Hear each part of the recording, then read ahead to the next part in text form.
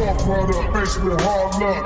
Basement hard luck. Card shots, thieves, murderers with hard luck. Pimps and card shots, thieves, murderers with hard luck. Your product, basement hard luck. Basement hard luck. Card shots, thieves, murderers with hard luck. Pimps and card shots, thieves, murderers with hard luck. Good afternoon and welcome to the Hard Luck Show. I'm your certified, qualified West Side host, Steve Lucky Luciano. That's right, ladies and gentlemen. You've tuned into the greatest show on earth. It's the Hard Luck Show. Coming at you from the bunker in Southern California. Sitting across from me, my co-host, my partner, is Chumahan Bowen, American Indian, Southern Californian, here to rip shit up again and wondering where the fucking music just went. Let me see. Well, why is this not... What? Oh, I know why. All right. Yeah. What? Yeah. What? Yeah. Yeah. This is a Tribe Called Red. A Tribe Called Red. A Tribe Called Red. Right. This is American Indian music. Come on. I like this, man. This shit deep. Come on. Yeah. We are coming for that fly on Pence's head. Yeah. We're inducting Senator Harris, Vice President Harris, into the tribe. Honorary warrior. You know, a lot of there were women chiefs in various tribes. You know that, right? Yes. You know that some of the women chiefs led men to battle against the government. I know that happened in Chiapas, too. That's right. What you got to say? Oh, wait. We haven't even introduced our special guest Yes. yet. All right. Who else do we got? Nice. And on sound, old Mr. Blue Eyes himself. Yeah. Sean Lewis. Ooh. Certified. Everybody. Audio. We just scalped our enemy. And this dude, boy, he's something else. Engineer.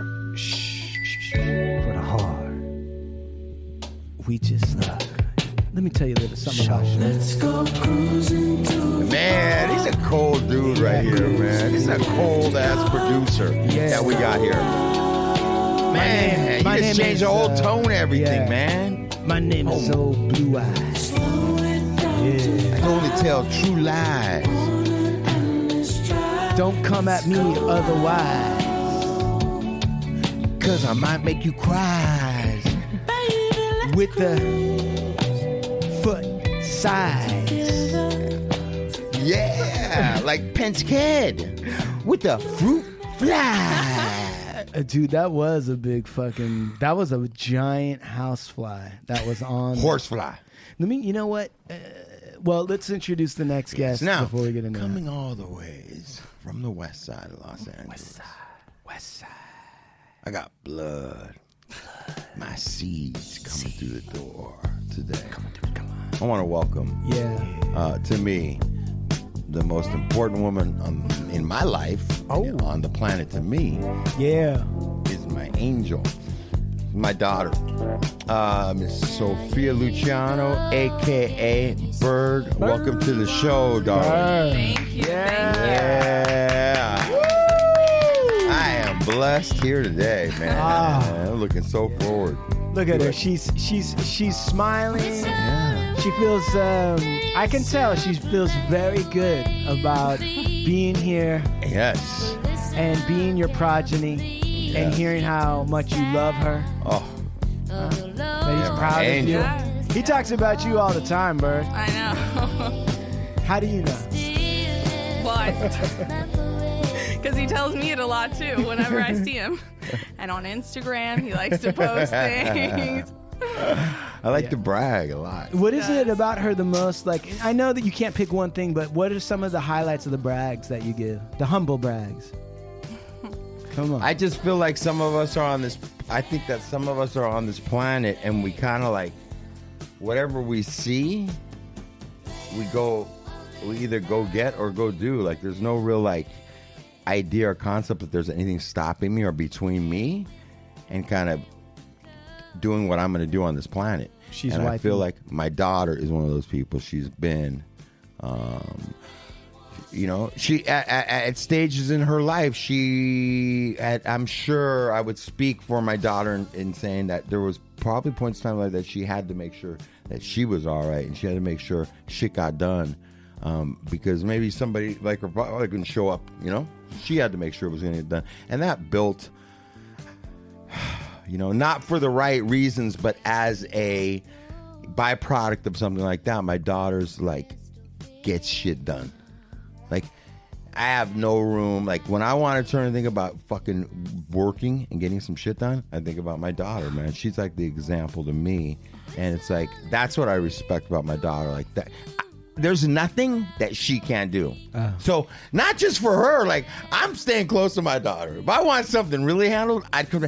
I know she's in it. I just know that she holds the keys, man. So I'm very proud of her, and she's just her strengths, her courage, and her wisdom, and that's my girl, and she fucking stands up, and she has fucking humanity, and I've been a success if I were to die tomorrow. Because my daughter walks around with a huge amount of humanity and concern about this planet and the people and things on this planet. And that's what I love about my daughter. Plus, she's gorgeous. Hey, thunder only happens when it's raining, Bird. Now, that was a big roll-up. But you guys, that's my daughter, so I get to do that. Yeah. And it is the Hard Luck Show last time I checked. Yeah, that's right. No, and the only reason why I wanted to go to is I didn't want her to forget. I saw your face do about 15 different motions, Bird. Because he just made me sound like Gandhi. You are my little Gandhi. Right, wasn't it Bird Gandhi? Luciano? Isn't that your name? I don't know, unless he changed it. So, you heard how your father on an international stage wants everyone to understand what he really feels for you. Tell everyone what it feels like for a daughter who's achieved, right? You're a teacher, you've studied. Trying to be, a teacher. You studied, right? You passed all those, you got your diplomas and all those things, right? Mm-hmm. Okay. So, how to tell people, how does it feel to have your father tell you like that in front of you about how he feels about you? I mean, it feels good. I feel like our relationship's a long time coming, but he's always been the type of dad who's said things like that. Like he wants me to know those things because he believes them, or at least I believe he does. Right. But when, you said the relationship's a long time coming. What's the reason for that? What are you saying? We had a break. Well, I had to take a break from my father. Right. For about, 4? Yeah. Almost 5 years. And then in the last 3 years ago, right? No, 2 years ago. 2 years ago, we started emailing back and forth. And then when I got back from college, we started seeing each other. But yeah, we just took a long break because I chose to take a break. What was the reason that you needed a break? His addiction. It was affecting my life, and it was something that was a constant thought that was maybe interrupting the things that I wanted to focus on or the people that I wanted to rely on. So I chose to take a step back from our relationship and kind of just stick with the people that were adding only positive things to my life. Man, Steve, so that to me sounds like a healthy choice thing for somebody to do, right? I mean, it was hard. I didn't know we were going right into this thing. I didn't even know we were. But I don't know. I was just the last thing I expected. Man. But we've talked. I've talked about this without your presence on the podcast, right? Yeah. Yep. A few times. Yeah. And the mailman just came inside. Hey, mailman. What's up, mailman? Great hair day. You're having a good hair day, bro. I appreciate you. Good shit. That guy's Don't got let incredible hair. Hey, Mr. Mailman, can you come in here real quick? Sorry, I hate to interrupt the emotions. Yeah. Hey, Mr. Mailman, has Trump tried to break the machines in your office or anything? No, we're good. We're up and running. You're up and running. So mail-in voting's good? Good. All right. Okay. Perfect. Okay, we got it from the U.S. mail. Yeah, The thank U.S. you. mail. It's got a Thank patch you. or something. Anything you want the American people to know? Okay, no. Thank you. Thank you. Thank you. Thank Okay. you. Everybody should know. No, we're good. Okay. All right, Good sounds to good. know. So, all right. So back to the emotions. You were. So Yeah, we talked about. Yeah, we've talked about it on the show before, and absolutely, like, I don't know if you decide to go down that road, or if you go down that road by however it is, man. These are the types of consequences that can happen for a guy like me, who has a beautiful life and beautiful kids and responsibilities and a lot of things. And when you don't show up for those things, a lot of times they don't just sit where they're at waiting for you to figure it out. You know, the thing for me is that when I'm listening to the both of you, and I've listened to you talk about that aspect, and then I listened to what she said just now, right? I don't necessarily think about, it's a part of it, about whatever it was that, you know, was going on at the time. But what I am thinking about is that your daughter, Bird, how old were you when you made this decision? 16. So think about this, okay?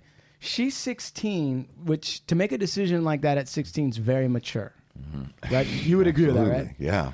And she said that mainly it was because she needed to focus on certain things in her life. She didn't need distractions or whatever, right? Yep. Okay. So, and she said, and when she said something very important, she said, I needed to keep people around me that were going to help me stay focused. Mm-hmm.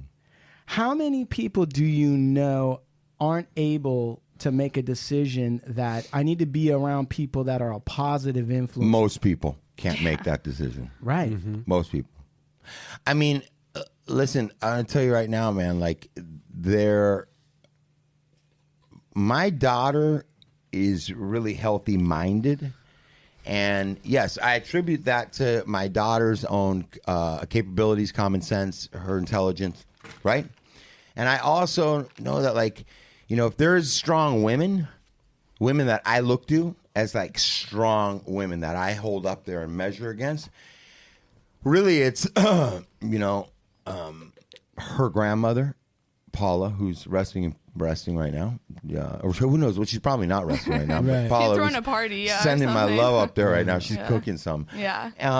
And her mother, Jessica, my ex-wife, one of my kids, who still today is I just love so much and is like one of my best friends, and who we have very special relationship. With all due respect, me and her have a very special loving relationship, and I love her husband, and they're just I just love all of them. So these women, helped raise my daughter. She was around them, and she got all that plus a whole nother set of all this.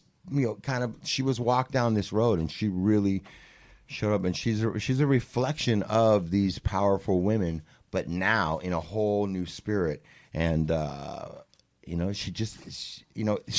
thing I forgot to add was, if there's somebody trustworthy on the planet that I could trust with whatever it might be, it would be Sophia. I would trust her. She's the most trustworthy. I would leave my children. I would leave my valuables. I would leave all the stuff that we consider so fucking important. Right. I would leave it to. I would put it in her hands because I trust her. And I'm a motherfucking dude who, you ain't getting my trust unless you cross over a lot of bridges with me. You know what I'm saying? But yes, and it's just like, because she works with kids. I guess we'll get to that. Anyways. No. So fuck it. We're right here, right now. Sophia Bird, Gandhi. What I want to say something else. I want to say something else. By my daughter having these healthy boundaries and doing, I mean, nobody wanted this. I know my daughter didn't want to have to. God knows I didn't want it. But this is how it went down. It went down by somebody being the adult, somebody being the parent, not the parent, but somebody being the adult, and somebody with a clear head and healthy, making a decision that needed to be made. I was obviously incapable of making this at that point in time. I was capable of it, but I was incapable of pulling myself out of addiction to rise to the level, and my daughter did. And what that does is, like, that has a ripple effect, and that's volume, because it's happening in action. It's not somebody telling you something. It's somebody doing it. You know what I'm saying? Everybody gets me on that. And what that did was kind of set the bar from the beginning of how I'm going to have to operate with this person, my daughter. Right. Can't fuck around.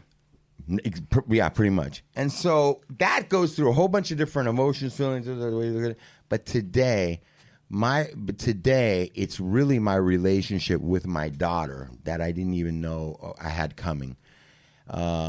She just like, there's something about her breathing and living on the planet and her opinions and her feelings and what matters to her that resonates deep inside me daily. Like when I'm walking through life, I almost like, I'll run by, what would my daughter think? What would my daughter do? Right. What if my daughter was looking at me right now? Right. And so she kind of has helped me in one way or another, raised me to a higher bar that I have to live up to my full potential to meet my daughter. Because if she pushing and living at her full potential. Because if she was able to accomplish with the setbacks that were put in her life, that some people that have the same situation when she was coming up, even though she had some loving people around and you love her and all that other stuff, let's not paint a turd. There was some problems too. Absolutely. Okay. And if she's able to accomplish what she's able to accomplish, then sure as shit, Steve Luciano should be able to accomplish what he's going to accomplish. Absolutely. All right. Because you know what? Because I'm very old school. And we're going to let Sophia talk. I'm old school in this manner. That I really believe. I really believe this is now. You can call it chauvinistic. You can call it whatever you want. Look at her whatever. Her eyes are all of a sudden like, ah, shit. What's he going to say? And that's that. Like my daughter on this planet in the experience she's going to have on this planet with life. When it comes to her father, yes, she just needs to know he's there. If I call him, that I'm going to be there. She doesn't need to worry about what the fuck I'm doing. Right. Like, is this guy going to kill himself? This guy is he alive? Where is he? Like, all that shit. And I really believe in the type of father that, man, my kids' jobs aren't to worry about their father. And they're not to worry about, and as much as I can make them not worry about anything, you wipe out school debt, like help be there. That's what I feel like a father's supposed to be. And I was not meeting that criteria ever. And I want to be that man to my kids. And that means, it's like she needs to live her life. And she doesn't need to be worrying. Like, I put my shit on my kids, man. And and I did. Indirectly, directly, put shit. I gave shit for my kids to have to be concerned with and worry about and see and witness and walk through that no kids shouldn't have to. They couldn't do their life because the fucking father's fucking, we don't know if he's alive or dead. Right. So all these shit, and I just say this, is like my daughter made a healthy decision to no longer go down that path with me. Whether I chose to or not, she had a path and she had a design. And she had a God, and she had her thing. So she made a really healthy decision. And today, because of that, it helped me in turn to do some things in my life. Because I've walked out of a lot of women's lives in my life. A lot. And there's one woman that I'll never, ever walk away willingly from. That's my daughter. I'll never walk away from that relationship. So I'm here with her, and I feel blessed. When I say that, I feel blessed, man. I feel blessed that she has me in her life, that I'm a part of her life, that she's given me the opportunity to show up better than I was doing. And I'm just amazed by Bird so much, man. I'm just so impressed with her, man. Like if I can count that somebody's doing the right thing when no one's looking, it's my daughter. Right. So Bird. Yeah. All right. First of all, can I ask something? Yeah. Does that register to you when he says that you put up the boundary to take the time out, that he's learned the lesson from that and that makes him be a better man? Yeah. I think now where we are now, I believe that. Do you feel That's crazy. Do you feel a little bit anxiety about believing it 100%? Sure. Because just with all the people in my life I care about with addiction, I feel like there's just that small lingering, everything could change. Right. But not big enough where it's consuming me that I can't have a relationship now that we have, I totally understand that. You're put in the situation where you want to support where your father's at because he's in a good place and the relationship's good, yet you also somewhere, addiction's a crazy thing. Yeah. Right? Mm-hmm. And it can just flare up. Who knows? Yeah. Okay. In view of all that, right? Mm-hmm. What university did you graduate from? I went to the University of Alabama. Roll Tide! Yeah! I mean, this dude talks about college football and that team. Damn. But then he likes fucking Clemson and like LSU No. and shit. LSU, I don't like Clemson. But I love Alabama. Alabama's number one. Yeah. So you went to school in Alabama? Yeah. All right. And you grew up Good in team. LA, Santa Monica. right West Side, And right? Venice. Yeah, Yep, the most Santa Monica. liberal city in the country. So why don't you tell me what the culture shock's like when you go from Southern California West Side, where you got Blasians and all kind of mixtures of people, Yeah. to Alabama. I think it was a really good thing for my patience, because a lot of the times I had to pick and choose when I wanted to go into politics and things like that with people, and when it, and then take the time to realize, sometimes it's just like not fucking worth it, like at all to talk about. But the culture shock was crazy. I had no idea what I was signing up for when I signed up for that and decided to go there. I didn't know how big the football was. I had never heard of Alabama football before I applied and then got there and realized, like, I didn't even know about that. I just know I wanted a big public university that like had sports and was big and just like a big like rah community, because that's kind of high school I went to. But I had no idea. I didn't know the football was so big. I didn't know Greek life, sorority, like all this shit. I didn't know anything. So when I got there, I was confused. I was like, did I make the wrong decision? Should I be here? But then as I, went on and I made some friends, not a ton. There's not a lot of people that were, like-minded with me and what I like. Wait. Let's not be general about this. Let's get Yeah, real. yeah. So when you say like-minded and you say I had to choose politics, what the fuck are you really talking about? I mean, there were just people. Okay, well, I also Racism. Let's just talk about racism. Okay, but I went during the 2016 election, right? Like, I was graduating high school, so I was going during the election. That was my first time voting, and it was the Trump versus Hillary, and I was in Alabama, so it was like even more elevated than going 2 years earlier, or a year after. Holy So shit. yeah, the people that were racist and had racist, values, things like that, that was showing, that was heightened, because What did you everyone was see? picking sides, essentially. Dang. Did you ever see signs or like what? Trump signs all over, Make America Great signs all over, the Confederate flag in every fucking boy's dorm, like shit like that, without even just like a second thought. Like, that's just like the whole like heritage over hate. That was a big thing. They're like, this is where we come from, this is our pride, like all that shit. And there was a song that had came out my freshman year called, I forgot the song, but it has the N-word in it in like the end of a chorus, and it was a big thing where like every party we would go to and that song would play because everyone knew the words. But like, we were at parties where people are yelling, all these white kids, right? White people at parties, I'm saying, because the school's like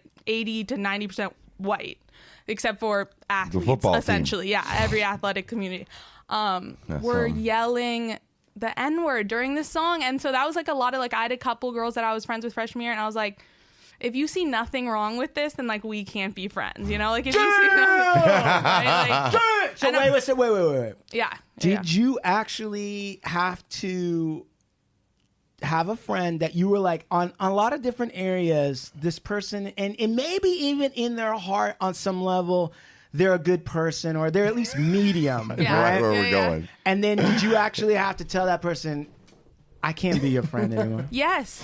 What was not a bunch of times, but one girl in particular, and I'm not gonna like say her name right now. Of Not course. that I think she's like watching Wait, it, but like wait. But isn't it true that was Ivanka Trump?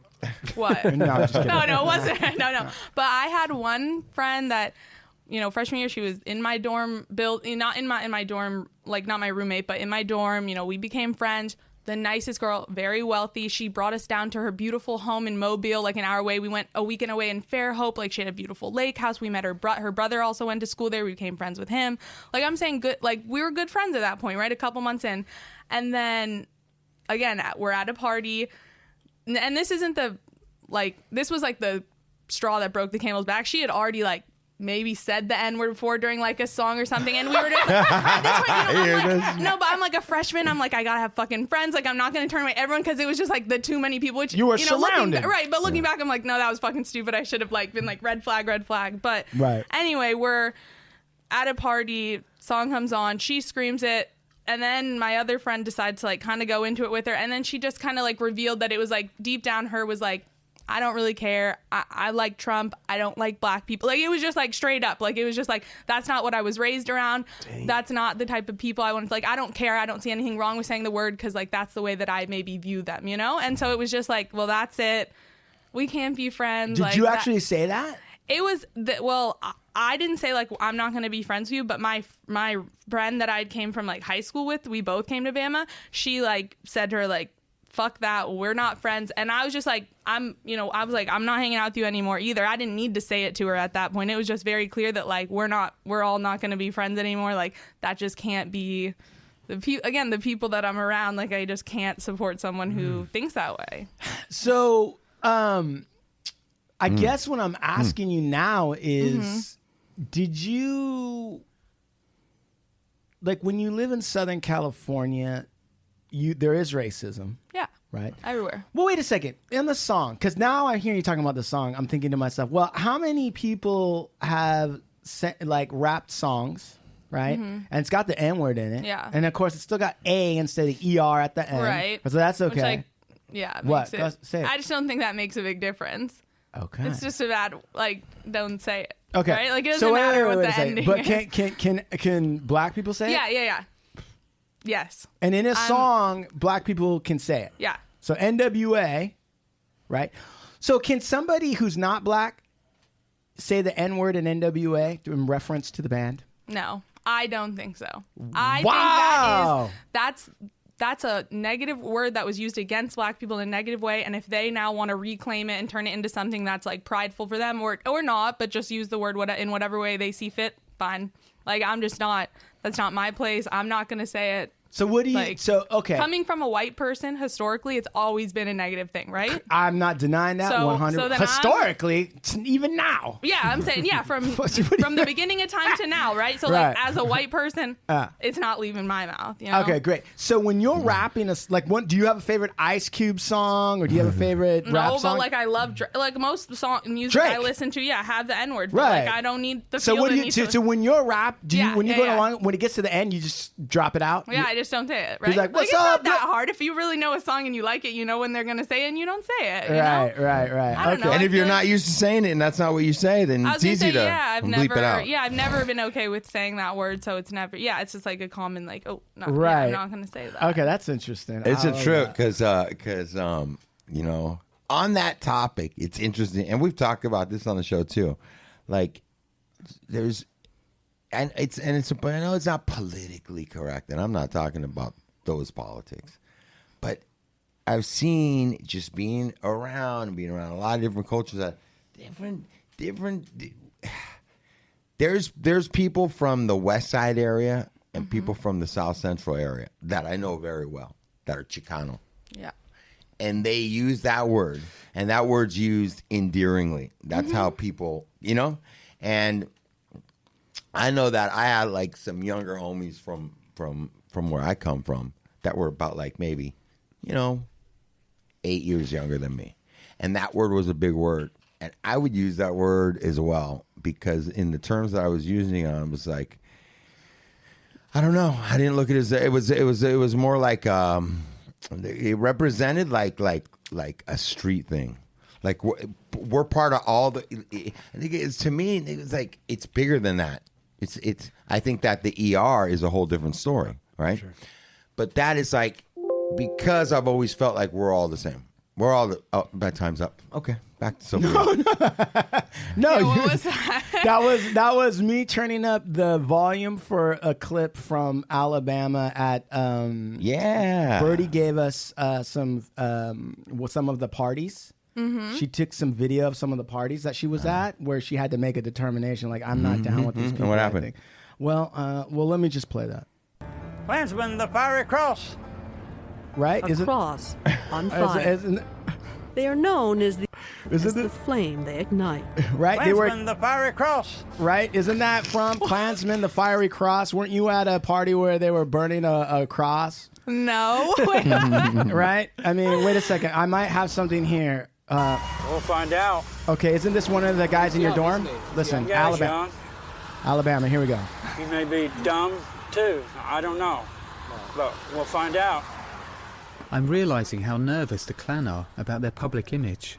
Isn't that a school project you did? Yeah. Yeah, all right. But what I was trying to get to, well, and I kind It's of crazy. I agree just saying with that you, because Steve. I agree with you. I understand where she's coming from because I do it's too. saying it's perpetuating something, Right?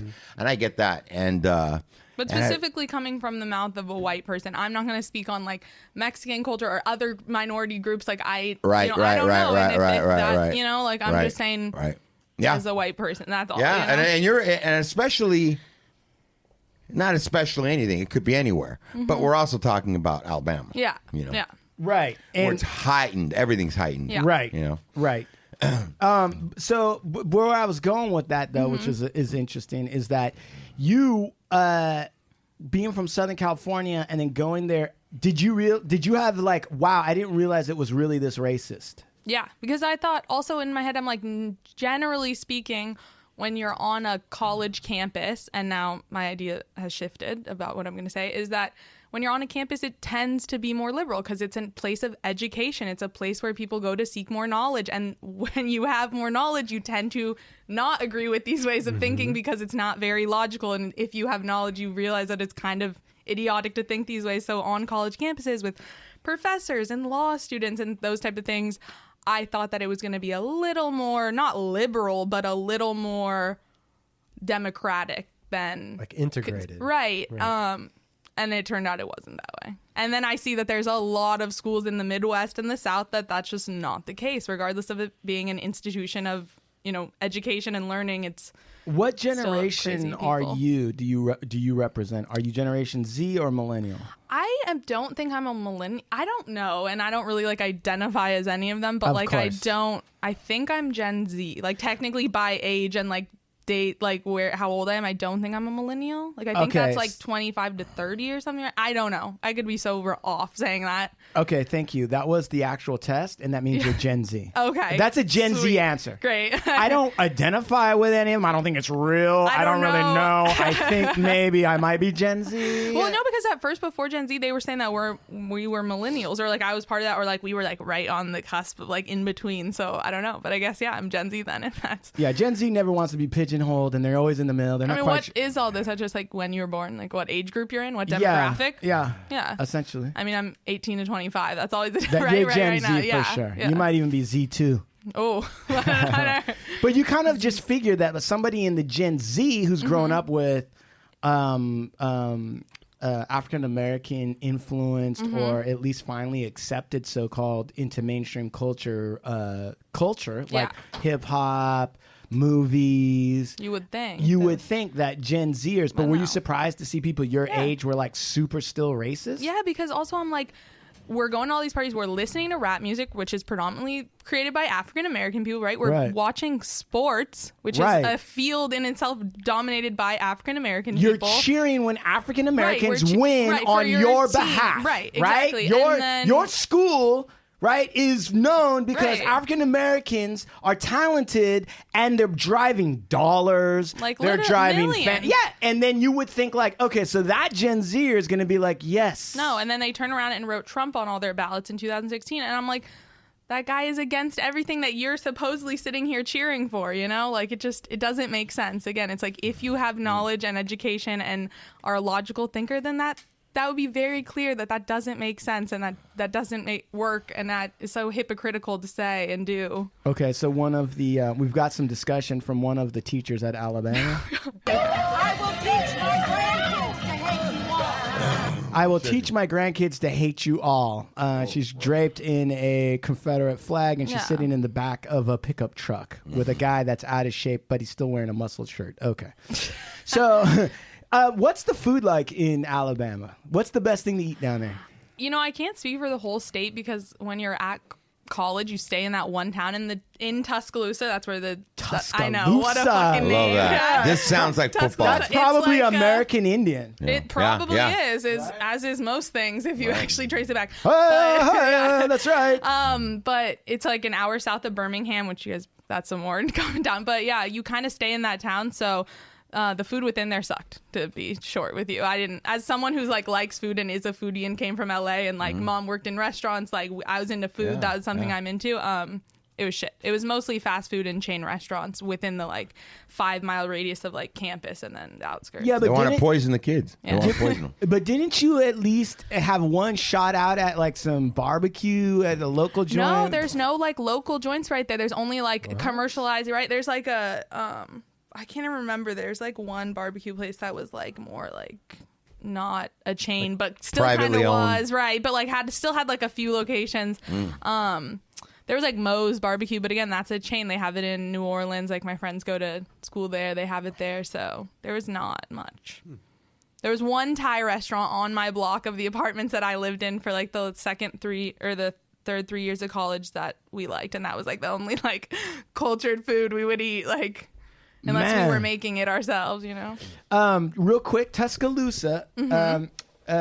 It's named after the chief of the band of the Muskogean-speaking people, and they battled the forces of Spanish explorer Hernando de Soto back in... wouldn't they be fucking sad to see what it is now? Yeah, now there's probably a fucking Applebee's there and a fucking... So what's worse? What's worse? What's the worst... Because I was just thinking about Ruby Tuesday filed for bankruptcy. Chapter 11. I went there once for the first time ever when I was in Alabama. Okay, what's worse, Ruby Tuesday or Applebee's? I have still never been to Applebee's. I hate Applebee's. So probably Applebee's then, because Ruby Tuesday wasn't horrid, but it wasn't good. Right, it's nothing to write home about. Yeah. So you said you're a foodie. What is your favorite food? My favorite food is probably, that's a hard question. Come on. I love food. But a general like genre, maybe Asian food as like a whole. What like Asian? I like Japanese food. I love Korean food. Okay, I'm gonna go down the list of nations, and I want word association. Don't think. Okay. God damn it, Birdie, don't think. That's hard for me. Okay. Don't think. All right, here we go. Wait, what are my word associating? What, just the I'm first? going to tell you. Okay. All right. Yeah. Wait for the instructions. Okay. All right, here we go. We're going to go down. I'm going to say the nation or the country or even the ethnic group, whatever it is. And then you, in your mind, like what you think is the best thing to eat from there. Oh, okay. All right, here we go. All right. It's like a game show. Now you're going to test me. Yeah, I'm going to not have some. No, listen, let's not have any anxiety-producing thoughts. That's a hard one for me. Let's not have any anxiety-producing thoughts. All right. Okay. And let's get it to. Let's see if I can get this right because I've got to set this up properly. I think. Let's see. Okay. What's this? I know. Are we making it a game show? Yeah. What's going on? Yeah. All right. Here we go. Okay. All right. Yeah. All right. Korean. Kimchi. Love kimchi. Japanese. Sushi. Okay. Mexican. Ooh. Tacos. Okay. Italian.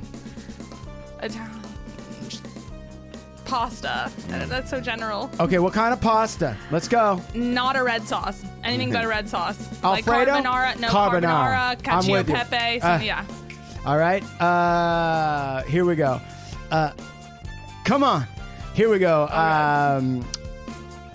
American. Barbecue. Is that American? Yeah. Actually, barbecue comes from the American Indians. Okay, so it's American. It's American slow cooking. Yeah, slow cooking meat over a grill made from green wood. All right, there you go then. Okay, until the flesh is very soft and falls off. That is American Indian. And that's what the Spanish discovered and called barbacoa. Yeah. Okay. Barbacoa. Spanish. I don't know. Thank you. German. Definitely don't know. Schnitzel, Russian. Like I don't know any. Schnitzel. I don't know. Now you're going out of the. I don't know. Chinese. Ooh, don noodles. Don noodles. What about East Indian food? Ooh, I love like just simple like buttered chicken. So good. Dude, Sean, I think just almost passed out. I love Indian food. You didn't say Thai, which is like my favorite. I love like pho, banh mi. Wait a second. Rolls. Pho is Vietnamese. Vietnamese, and so is banh mi. I think I don't know if banh mi. is. Yeah, that's Thai. French. French Banh and mi. Right, I know bread is French, and then the fillings are all Vietnamese meats. Well, so the history behind why there's banh mi in Vietnam is because the French colonized Vietnam. Right. So that sandwich, yes, it has a ham, I think, in it. Yeah, it has like head cheese and shit, cheese. like crazy. Yeah. Right. Like so, cold cuts. Pate. Yeah. There's like pate. So that's French, but it has a Vietnamese flavor in the Vietnamese lemongrass. Because it has like cilantro and like normally like pickled carrots or daikon on it. Yeah. Yeah. It's delicious. Yeah. So it is. good. Okay, Canadian. Bacon? I don't even know. Yeah. Ew, that bacon's fucking gross.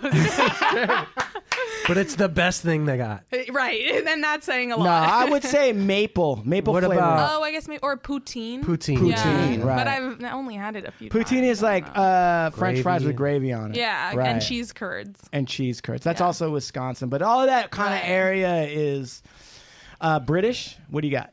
Nothing. Fish and chips. Come on. Okay, yeah. Don't Fish and fuck chips. around. But that's that's it. not Where is something- that at? Fish and chips. No, Where- that's Irish. England. No. Oh, it's okay. England. It's England. A lot of good. Scottish, There's a lot of good. Scottish. No, Scottish is haggis. Haggis, yeah. And Yeah. then what's that gross fish that's like herring? Oh, herring? that's Yeah. that is all like Swedish. And what were the meat pies? Where were those meat pies from that Paula used to make? She's Scottish. She's Scottish. Scottish yeah. meat pies, Yeah, right? yeah. And those were so good. Yeah. And then But let me just say, go ahead. there's a lot of good curry in London. yeah, because Oh, of yeah. the Indian. I was Yeah, gonna say yeah, a all lot the of good crossover, food. yeah, makes for Listen, good food. just so you guys know, curry in the original Indian, that means gravy. That's all that means. Curry means Makes gravy. sense, yeah. Gravy sauce. Just and they like got a million stewed different sauce. kinds. Yeah. Now I'm going to blow your Gen Z mind, Birdie. Oh gosh, okay. Thai, spicy or not spicy food? Spicy food. Okay, thank you. Like, do I like spicy food? No, Is no, Thai I'm food just asking you, spicy? is it spicy? Okay, yeah. Okay, thank you very much. Yeah. Okay, Indian, spicy food? Yeah. Okay. All hot peppers that you find around the world originally came from the Americas. That is shocking. Thai food did not have I feel like chili. America has the most spiceless food. That's because a bunch of people from a spiceless country like England Right. came in and settled here. Yeah.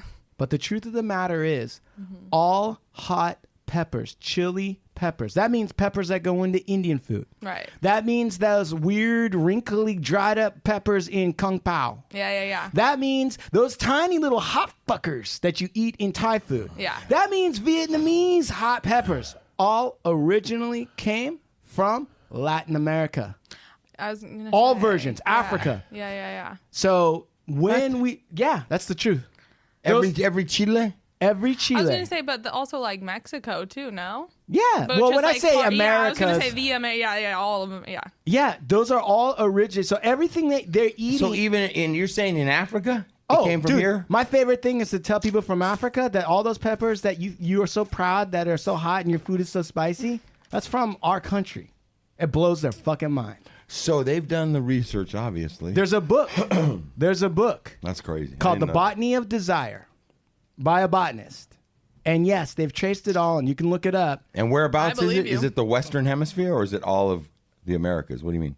Well, the Americas are in the Western Hemisphere. Right, but is it all the western side? Is it from the west, the southwest, or is it No, all over? it's mostly Central America and South. Okay. Okay, that's where the peppers come from. Really? South America, Central America, and South, and then everything everyone's eating. So when I talk to a Thai person, I've been to Thailand and all this other stuff. When I tell them, I'm like, your food didn't have any peppers before 1500. Like you were just eating They get coconut mad? shit. Wow, really? They don't get mad. They can't compute it. They're like, Right. Oh, C-3PO'd them. yeah, I C-3PO'd them, dude. Same thing with my African friends. I was dating that girl from Africa. Her dad was like, ha, ha, ha, ha. Dude, did you try the spicy food? And I'm like, listen, it's nothing to me. I laugh at that. You know what I use that? I use that to clean dirt out of my eyes. I use that. And he goes, what do you mean? I go, listen, all peppers are from America. And he wouldn't believe it. Right, I had to right, actually show him the book. Oh, yeah. Those are all. Make them a believer. Yeah. I just had to show them the research. Be like, every single pepper, the Chinese, the Thai, anybody, Italians, the hot pepper sausage, all that Sure. stuff, it's all from America. They're I all believe it. cultivars, which is the proper term for a cultivated variation. They're all descendants, cultivars of the original pepper. So, all right. Well, I agree with you. What is the dish that you cook the best? Ooh, that's hard. I've been really into making spring rolls at home with like a peanut dipping sauce. Yeah. And it's so good. I know I've been wanting to make it for my dad, but yeah, I love that shit. Because then I can kind of put like, I'll put like kimchi in it too, which is like more Korean vibes, but then I'll have like tofu and cilantro, and I'll pickle like carrots and cucumbers. That sounds So good. yeah, I've been really into that. And it's healthy. Right. It's gonna be healthier. Right. And let me ask you this. Did you watch the VP debates? Yeah. I did not watch the presidential debate. I watched some highlights, but I did watch the vice presidential What debate. made you want to watch the vice presidential debate in full? Kamala Harris. Because she's badass, right? I mean, it's the first ever, not just female, but black female voice that's ever been in that position of power to be able to have that stage and say those things. So, of course, I'm going to listen. You know what's amazing is that we're in a situation now where, while that's a big deal, it's almost like no one's really put off by that. Like, I know. Right? Like, no one's like, wow, this is a first. This is amazing. Da, da, da, da, da. It's more like she's such a competent, intelligent person that her other aspects don't really play that much of a part until you have to mention and be like, listen, by the way. Which is fine. I love that she stands on her own for just her knowledge and credibility that she already has, you know? Like, we don't need to bring up the fact that, oh, yeah, she's also a woman, and which, I mean, should be said because that makes it way harder to be in the position she is. But right. Sean, did you watch that debate? I did, yeah. It was hard to watch, though. Why was it hard to watch, Birdie? Because of Mike Pence. Everything he said was just like dodging. I mean, really what he said was he didn't answer all the questions, and he just bragged about the couple of things that he thinks that him and Trump have done that have helped America. Go.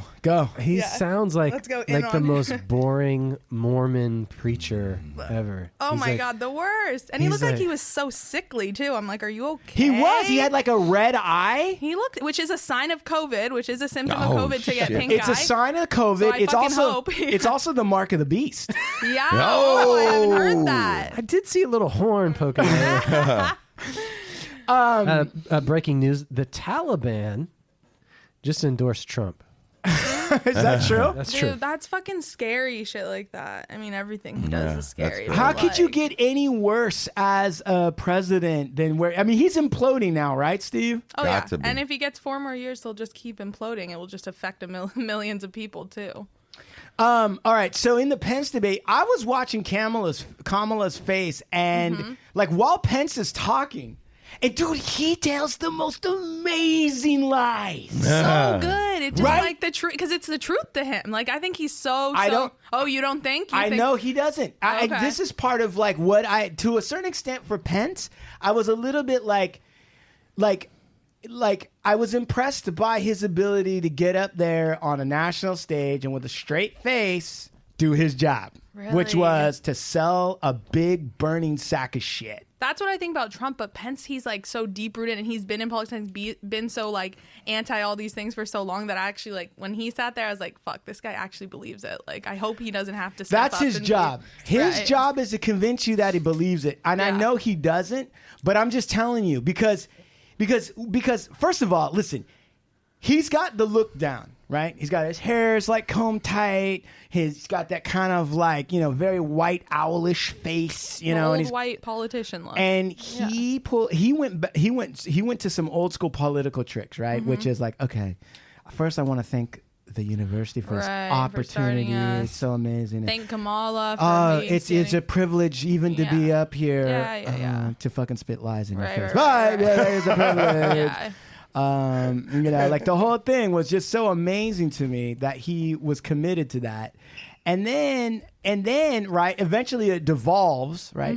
But I just was like, wow, this guy, this is why I think he might be the beast. Yeah. The coming of the end of the world, because he was so committed to be here. He was like, we have had a president in the last 4 years that's done more than any president since World War II. Right. I'm like, how can you say this? Like, how Right. can you sit here and say this? Right. Like World War II. World War II. Like, you can't. You And then say he went that. to like old political tricks where he was like, like Kamala Harris is like, we've seen the biggest presidential failure in history right now. Which Right was off the bat. amazing. Yeah, right. start with it. Everybody's Just say it. wanted to say it. Yeah. Right. And then Trump goes to the old political playbook, which probably goes all the way back to like ancient Rome politics. Right, which we shouldn't be still using. Like, things should evolve and change. But Right. that's another. So he goes back to that and he's like, how dare you, Kamala, Right. insult the American people? I, for one, believe in the American people. Right, and it's like, that's not what she said. She said the presidential, like, you know, you have failed, not the people. You have failed the people. They haven't failed. They haven't done shit. He went to some old school shit. He was like, listen, I, for one, hope that this vaccine works, and you constantly undermining the vaccine, Kamala. That's just crazy. When she was like, I will take the vaccine if Dr. Fauci and the CDC tell me to take it. If Trump tells me to take it, I'm not taking that. And I was like, yeah, fuck that. If he comes out with the vaccine before December, I'm not taking that. Well, who'd you test it on? Rats, and that's it? And next to us, the American people who you love so much? Like, the Taliban endorsed him because they think that vaccine's going to kill a lot of Americans. Yeah, dude, it's all for their own crazy agenda. Let's see if I'm randomly just sampling, so bear with me, but let's see if we could get... Be there. Many of the people who were at that event, Susan, actually were tested for coronavirus. Okay, so he's talking about the super spreader event, right? Yeah. Now, what's amazing about this is that, so Trump's got COVID. Yeah. And he had the notice on Thursday, right? But he doesn't tell anybody. Right. He was like, okay, I don't know about this test. I'm going to have to take another test, blah, blah, blah. And he continues to meet with people, right? And he's at the Rose Garden with the Supreme Court Justice nominee. Oh, yeah. And he's just sitting there coughing and hugging and like swiping his sweat on people and his orange makeup. And he had to actually tell American vets group that he met with, that I may have exposed you to COVID-19. Dude, it's just... And then in the same breath, Pence will be like, he's done more for veterans literally. since World War I. Oh. It's the craziest thing. So here's Pence, I think, talking about that event. When we were losing a heartbreaking number of 2,500 Americans a day, we surged resources to New Jersey and New York and New Orleans and Detroit. We told the American people what needed to be done, and the American people made the sacrifices. When the outbreak in the Sun Belt happened this summer, again, Americans stepped forward. But the reality is the work of the President of the United States goes on. It's amazing. Yeah, like, what does he even say? What did that even say? That you wanted to help them and then you stopped helping them. Right, like, and the Americans made the sacrifice because a lot of them died. And then later he said, he was like, you know, because they're all about, we want to support the American people. We love the American people. But then later he says, well, it's the American people's choice. They need to make that decision for themselves, whether they want to stay safe or not safe or whatever they want to do. And I'm like, but I thought you were supposed to be the ones helping them. You're the facilitator. Guide them in the right direction, you know? Like, I don't know. You know what's crazy about that? It's like, so guys like Pence and Trump, they'll say like, okay, we're going to put your food on the other side of a gunman who's got guns and bullets pointed at you. And now we're going to give you your freedom to see if you can get that food. Right. But if you decide not to get that food, that's your choice. Right. And they call that freedom. Right. It's a Hobbes choice. Right. Hobson's choice. That's what it's called. Here, let's see. Voters deserve to know. Vice President Pence, would you like to go first? Listen to this guy. Well, Susan, thank you. And let me say, on behalf of the President and the First Lady, how moved we've all been by the outpouring of dodging the question. Totally. For the President. And I do believe it's emblematic of the prayers and the concern that have ushered forth for every American impacted.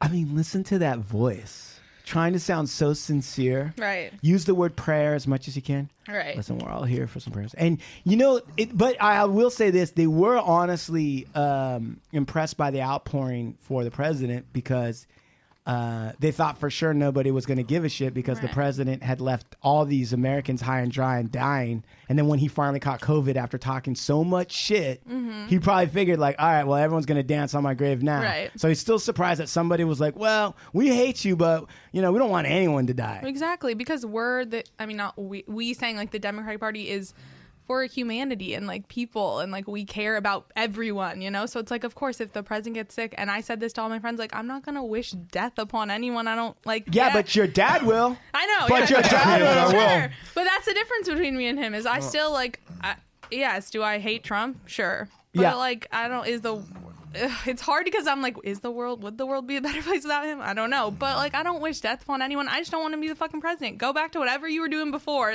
go back and do that and stay out of our, like our lives. Like you're affecting more than just you now. Right.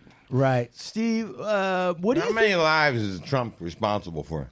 200,000 plus, and then that's just COVID. Let's not talk about Black Lives Matter and police brutality. Or and let's not talk about our Kurdish allies in Syria. Yeah, that he just left hanging. I was going to say all the alliances. He's like, our planet that he's forgotten about. That it's going to be for our kids that won't have that. Dude, that might not have that now. My favorite thing is when you ask him about environmentalism, he's always like, We're doing the best. I'm so for great. clean, pristine water.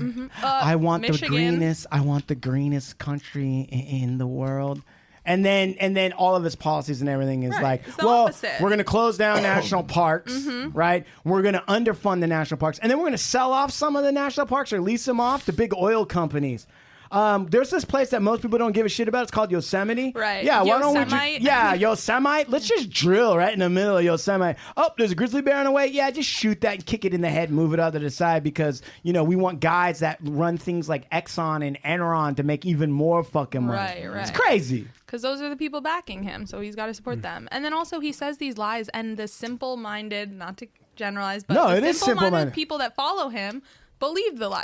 Like that's enough for them to just hear it from face that he's like, oh yeah, we're doing good. I want these things. They don't look into the policy. They don't care that he's totally not for all these things. Those people will never look into a policy. Whatever he says, then we're good. That's all I needed to hear. I'm supporting you, Like, that's why it's sad. And he got in those people's minds, and now they're with him, They're not fucking leaving. My wife made a great point to me last night or the night before about Trump, and she was saying that she was reading articles that he's not very, he's just not human. Like, he's not willing to just be like, no. Like, oh, you know what? We fucked up. Yeah. And we need to set the thing. That's not American to admit you're wrong in his eyes. He can't even be human, though. That video you're pulling up right now is hilarious that you were just looking at where he just has, he's like interviewing Trump supporters and they're just saying stupid things. Like they're literally just like contradicting themselves by him asking simple questions of, why do you support Trump? And they can't answer it. Or what has he done to help the people? They can't answer it. Because it's not about that. It's about him allowing them an opportunity to be racist. But my wife said, yeah, exactly. She said that he's not able to show his human side, right? Or he is, but he's not doing it, right? Yeah. No weakness, no apologies, no anything. Never wrong. Inhuman, right? Right, because that's weak. Never wrong. And he's entitled, right? Mm-hmm. And she said, what's really weird is that was the same criticism of Hillary Clinton. Mm-hmm. That she was inhuman, that she wouldn't admit any wrong, that she wouldn't say she was sorry about anything really, and that she wouldn't admit that she did any wrong with the emails or whatever that was. None of that. And that she wasn't approachable, that you didn't quite. And I thought about that and I go, that's so fucking right. He is the loud version of Hillary Clinton. Mm-hmm. Let me play a clip from Jordan Klepper. He goes to a Trump rally. Do it amidst the COVID thing. So this is pretty new. After hours in the heavily contaminated parking lot, I wanted to self-quarantine and chill, but I still had one burning question. Are you in a better place than you were 4 years ago? Absolutely. Absolutely. Is America in a better place than they were 4 years ago? I believe absolutely. We have higher unemployment, we have 200,000 people dead due to COVID, and we have riots in the streets. Yes, let me just tell you this much. Yes, I'm doing much better. I'm literally making 4 times as much as I was making when Obama was president. What do you do? Such a lie. I work for a debt relief company. Also so selfish. So I'm now, doing as better. A debt relief employee, you make more money under Donald Trump. Yeah, I do, yeah. Yeah, all those people, their big first thing is like, he helped the economy. I'm making more money. I'm like, yeah, but none of those people actually look like they're doing well in the economy. Yeah, no, they're not, because they're probably not. Right, none of them. Right, what they look like they want to do is get together, drink some beer, and piss people off. Yeah, that's what they're doing. Yeah, snort a little meth. And snort a little meth. They love the hate. I feel like that's what. That's a big draw for him, that people like to just spew their controversial opinions because it's going to get some liberal snowflakes mad, right? Mm-hmm. And they live for that. They like that now. But what's weird to me is they're the biggest snowflakes ever. Right, yeah. No, that's what's crazy. The minute, dude, who cries more about the media than Donald Trump? No one. I mean, he does all this bad shit. Mm-hmm. The press covers it, and then he's like, "It's unfair." Yeah. And then just recently, he was like upset at his own Attorney General Barr and Mike Pompeo because he felt like they still haven't gotten the emails that supposedly were the smoking guns for putting Hillary Clinton in prison. Oh, my God. He's now claiming like he's mad at them and it's their fault that Hillary's not in prison. Because one of his campaign promises. Yeah.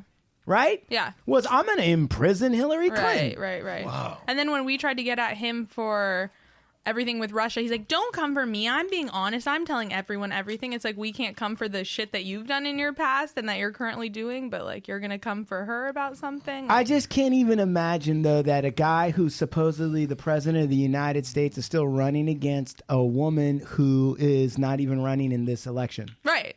Exactly. It's pointless. You have more important things, plenty of more important things to worry about than that. And like banning TikTok. Like, what are you doing? Like, you have more important things to worry about than these little things to just boost your ego because you're mad about, you know? Yeah. So anyway. It's a waste of time. I wanted to now switch gears and just, let's see. Well, Steve, where do you think we should go? We've talked about politics, talked about food, we talked a little bit. I want to talk to Sophia about, her formal education and getting into education. And what that kind of looks like through COVID, graduating, and coming in and it being a completely different climate. I think you would be going to school and teaching. What kind of what pulled you into teaching? What pulled you into that? And kind of take us through the affairs of like what's going on right now, because like there's all this crazy stuff we're hearing about homeschool and this school and schools are going to do this and that's going to be like that.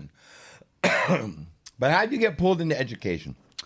I think when I was like really young, I loved just being around kids. Like I was always babysitting. Like the minute I was like 12, I started like babysitting for people. And even when I was younger than that, I always played like school with my friends. I wanted to be a teacher. I would ask my teachers in elementary school for like their like teacher guidebooks at the end of the year that like didn't want anymore, just so I could like play school at home, like look at them and like see what things they're looking at to teach us and stuff like that. And then when I got in high school, that kind of shifted for a little, like a freshman, sophomore year. I was like, like maybe I don't want to be a teacher. Like I want to make more money. Like maybe I'll do but I like working with people a lot. So what else could I do? And then I wanted to do real estate for a second. And half my college applications for real estate, I was like, cool, I don't have to sit in an office. I get to walk around houses, talk to people, convince people of things. I like doing that. I'm a stubborn person. I was like, that could be a cool job and I'll make more money than teaching. And then, so half of my college applications were real estate, and I was going to do the business school and I was going to do real estate, and then the other half I was like, but I do love working with kids. I've gone to this surf camp my whole life. I had just been a counselor's assistant for the first time. I was just like, I love being around kids. Am I really going to like not do that just because I want to make more money? And then I ended up, the schools I got into and ended up choosing were ones that I had applied for education, and Alabama happened to have actually a really good college education and a teacher preparation program. And I was like, yeah, this seems right. Like the signs are pointing towards that. And also like, this is what I actually like doing. Like, I don't want to be that person in 20 years that's like sad with their job, sitting at a desk just because I wanted to make a little more money. So I was like, all right, let me try this. And if I hate it, then I can switch. You can change majors in college. It's not a crazy thing. But I was like, but I think I'm going to like this more. And I ended up, loving it throughout school and the classes that I had to take and the internships I had. Yeah. What is it about teaching that a lot of people don't understand for real? What don't people get about trying to shape young minds? That it's fucking hard. That it's every single person is a different learner, right? Everyone learns things in different ways. And my job is to sit in a class with 20 to 30 kids, depending on where you are in the district and the funding they have, and make sure that each one of them can process the information I'm telling them and apply it in their own life, when every single one of them learns in a different way. So it's fucking hard. It's just hard, and it's underappreciated. So I think that's what people don't understand. What kind of learner is your dad? Well, I haven't seen it. Well, I have not seen him in a lot. I haven't seen him learn anything. I haven't seen an environment where you're like learning things. But if I had to like, you're a professional. You're an expert. Opinion, please. I would think that my dad's a more visual learner. He likes to see things happen, right? You know, and that's going to be easier for him to apply it, to like see someone else do it or have someone like show him in a visual sense more than like auditory or like written something down. So I would say my dad's like a visual learner. What kind of learner are you?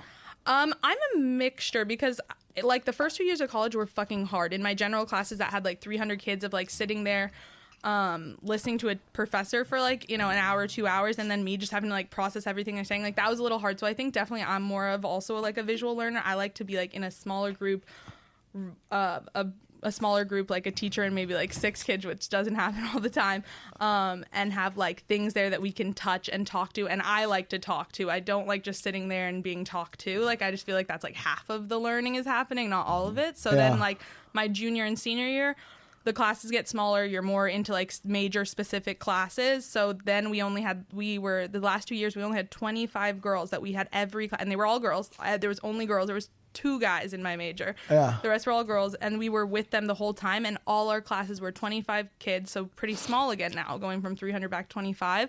And we knew all our teachers. A lot of them were the same for a lot of classes, and it was much better. We were having discussions. We were trying things. We were doing lessons that we would do in the classroom. We were going out to schools and working with kids and learning that way. So I definitely think for me, it's more like visual, hands-on learner. And isn't it so? And college is not set up for people with that, you know, type of learning style. So that's hard in itself. So let me ask you a question. Did you know your father's upbringing for the most part, right? Yes or no? Yeah.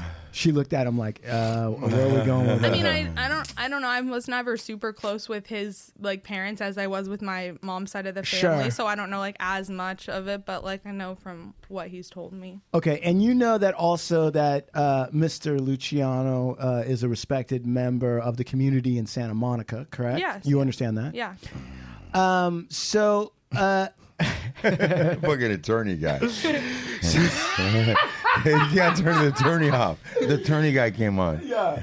Well, I'm trying to set the stage in a respectful way to you, Steve, and I'm also trying to trigger the criteria and the context of which I'm trying to ask this question from Sophia. So, was your decision and love of education, right, partly a reaction to or an analysis of or a thought about your dad's education? Yeah, maybe, because also not just my dad, but both my dad and my mom didn't go to college. You know, like high school was the end of their education, formal education journey.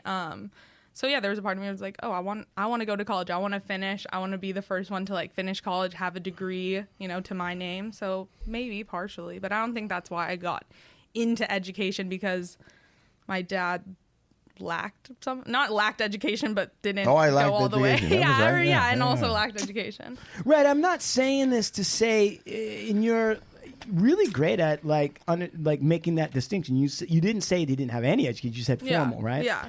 But now that you've gone through a lot of the theories, right, and a lot of the education about education, right, and then thinking about your father, right, in which ways do you feel the education system failed your dad? Yeah, I think the education system fails and continues to fail a lot of people. Okay, but specifically with your dad, not in a generalized way, where would you place, to a certain extent, the system, the education failed your dad, and then also where would you put responsibility on your dad? Yeah, I was going to say, I don't think that it's the school failed him more. Like, I think that was his family, himself, his upbringing, like his surroundings. I don't think it was, I would not pinpoint the majority of that on the education system at all. And knowing that your dad's a visual learner and all that other kind of stuff, can you tell us from a teacher's eye, like what are the subjects that Mr. Luciano likes? From knowing my dad, I would say that he would probably like social studies and history. Right, because that's how people work, you know, society, things around you, and then history, how we got to be the way we are and how we act and how we, you know, interact with each other. What do you think about that, Steve? I fucking think history is the best. Yeah, it's the best subject ever. You know, right? And then I'm real big on like, you know, political science, like, you know, everything that came out of Russia. Yeah, you and that would be Leningrads and all that was amazing. Yeah. Right, sure. So all how people began to work together and how we moved. Anthropology. Yep. Study of So people, that through history. So she's right on with all that. But you want to know something? I will say is I don't think at any time in my youth I conceptually knew that. I didn't know that I loved history until I was an adult and started reading. But back at that time, I would have I don't know. I was just visual, and like she's saying. That's not your job as a young kid, too. But they all knew that I was visual. They all knew that I painted art and I was into that. And yeah. But for like kids in elementary school, like that's not.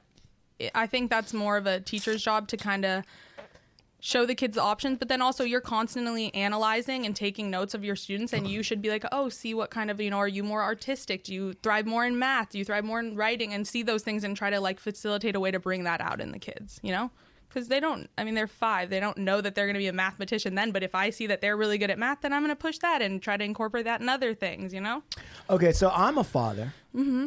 I have a daughter who's 1 year and 3 months old. Mm-hmm. Little Tigra. Aw, Tigra congratulations. Sarah. Thank you very much. And one of my things is I started her with ankle weights now. Uh-huh. And I'm going to have her wearing ankle weights until she tries out for women's softball or basketball. So by then, she'll have always felt heavier. And then at the tryouts, I'm going to take them. Is that a good strategy for kids? Is that how I should I raise my child? No? No. You see what I liked, and one thing my mom made me do in elementary school, and she was like, just try all the sports. Try them all. Sure, I had to play fucking Crest soccer. Crest was just like the after school. Crest soccer, basketball, softball, volleyball. She was like, try them all. Wait. What? This sounds like some great stories. So, how old are we talking? Elementary school. Okay. So like it was like I think 3rd grade was like when they started having like teams. It was like organized team sports. Yeah. But it was within the school, and it was just the other elementary schools in the area playing each other. Intramural or whatever the hell that's called. And so from like 3rd grade to 5th grade, I did all the sports. Hold on. And your mom, right? How tall is your mom? 5'10". She's like an inch shorter than me. I'm like 5'11". So, right. So the women in your family are somewhat tall. Yeah. Right? Well, actually, my grandma's short, though. Grandma's so it's only just short, me and my mom were the first, like, tall, women. The rest of them were shorter. All right. Did your mom play sports? She was a gymnast she did gymnastics, but mom never know. She didn't play any sport besides gym. She did gymnastics, like, in high school. Like, what did she do in gymnastics? I don't know what she did. The she even did some ballet stuff. She did, like, people like holding her up and shit, and, like, the like floor stuff. I don't know all the extent. I don't know all the gymnastics. I'm seeing a future show, Steve. I tried gymnastics too. Like I did that for a second too. Did you do the springboard off the horse and do flips? No, I never got that far that we were doing that shit. Like, it was like young. They were like stretching out and shit. It was like stretching and running. Did you run around with a flag and you were like, oh. All right.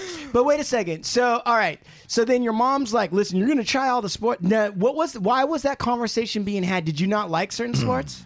Yeah, I think I wanted to like try one and be like, if I don't like this one, she's like, but you should try all of them right now and then like figure out which one you like. Which one was the one you thought? I don't remember if it was one. She was married to my stepdad, Christian, who really liked volleyball. So I think it was always like that was in the back of my head. I was like, I'm going to play volleyball. But did you ever play volleyball? Oh, yeah. Once I got to middle school, it was only volleyball all the way through high school. Volleyball, like competitive volleyball, like club and then indoor. Club, like outside of school. I was playing on our varsity team and then I was playing beach volleyball. Like, yeah, I was very. Yeah, she was I in almost tried to go to. Yeah, I tried to get recruited and do that for a second. So, yeah, I was very into volleyball. Hold on a ended up second. being a big part of my life. All right. So then, big now part listen, of her life. But dude, so Venice and Santa Monica, the beach volleyball, right? Yeah. What's that scene like? Well, we didn't. So I went to Samo High, and we didn't get a team until my sophomore year because my coach was Leanne Sato, who was like an Olympic volleyball player. What's her name? Leanne it's Sato. Sato. Leanne Sato, right. Sato. That was her coach, Steve. She knows. Sato, her and her brother were both in the Olympics, huh? Yeah, and they both played volleyball on Was the she Olympic intense? team. Yeah, she was intense. She was crazy. I love her, but she was crazy. Like what? What made her crazy? She was like too involved with all, like there's a good healthy relationship to have between like teachers and students and that type of thing, but she was like too involved where she was like in between every girl that had like a problem with another girl. She's like, we're gonna solve this together, and I'm like, like this shit isn't on the court and you think it is, but like it's not. Like we're good, like don't try to butt in. And it caused a lot of conflicts on the team, and then it ended up like being an effect, and I'm like, it didn't have to be if you weren't so fucking nosy and needed to know, like, she wanted to win everything, right? And I'm like, it's all right. It's going to be okay. Like. So then in volleyball, like, what's your strong suit? I was a setter. What does that mean? Which was a really strong suit for me because I was tall, which you would normally think I would be like a hitter. Right. I was the person that sets the ball for the hitters. But I was tall, so I could play. Normally, the setter only plays in the back row. Yeah. And once you rotate the front, you get subbed out for the next setter to go in the back row. Right. But since I was tall, I could play all the way around. So I would play when I was in the front row because I could block still because I was tall. Yeah. And then I would also be the setter. What's so that the was secret, an invention. What's the secret to blocking? I don't know. But knowing, you know what, analyzing where what the other team is doing more than like what you're doing. Because if you're at the right place and you know where the ball's going to come through, you don't even have to jump that high. As long as your hands are above the net and you're catching that ball, you know, like you're going to block it. So Did you ever catch a ball in the face? Oh, yeah. Did that hurt? Intentionally, of course. My coach would stand up. We had a like block thing, you know, to like jump up on, do the jump. So she would stand because she was short. She only played back row. She was a passer. Like she didn't hit. She's only like 5'3", like short for a volleyball player. But damn. Yeah, but like the best passer ever. So she would stand up on the thing and I just drill me right down the line because I was not a very good passer and she wanted me to be a very good passer. And she would just literally stand there and drill balls at me from like, I'm only like 5 feet from her in the back row and she's like drilling balls at me. Like she was specifically hard on me because her daughter was a setter and she was a libero, a passer, and then also set a little. So she was definitely like harder on me sometimes than the other girls. But yeah, she would drill me all day, and of course, a couple hit my face. Did it sting? Like, were you like, yeah, and you just played through that nosebleed? No, never a nosebleed, but definitely like a red face after. Yeah, that shit hurts coming at you fast like that. With like, you know, she's standing there, she's already up there. She doesn't have to put much effort in to whack the ball straight down. Do you ever give her a dirty look like, bitch, you just hit me in the face? Yeah, no, she would give it, but we would give it back too sometimes and be like, you know, all right, we're good. Like, we fucking got it. We know what we're doing, too. Like, remember, you're on the sidelines. You're not fucking playing. Right. Like, so. What about, did you ever go down to the beach ever and just do a pickup game? Yeah, me and my friends would go sometimes, but it wouldn't be pick up with other people. It would be like, we would make sure there's 4 of us so we could play 2v2. Was there ever a time that... But we had a beach team, so we ended up doing... So then it was competitive. For sophomore, junior, and senior, we had a beach team that we How were, hard is it to play volleyball in the sand? Hard. Because it's fucking just sucks your feet up. Yeah.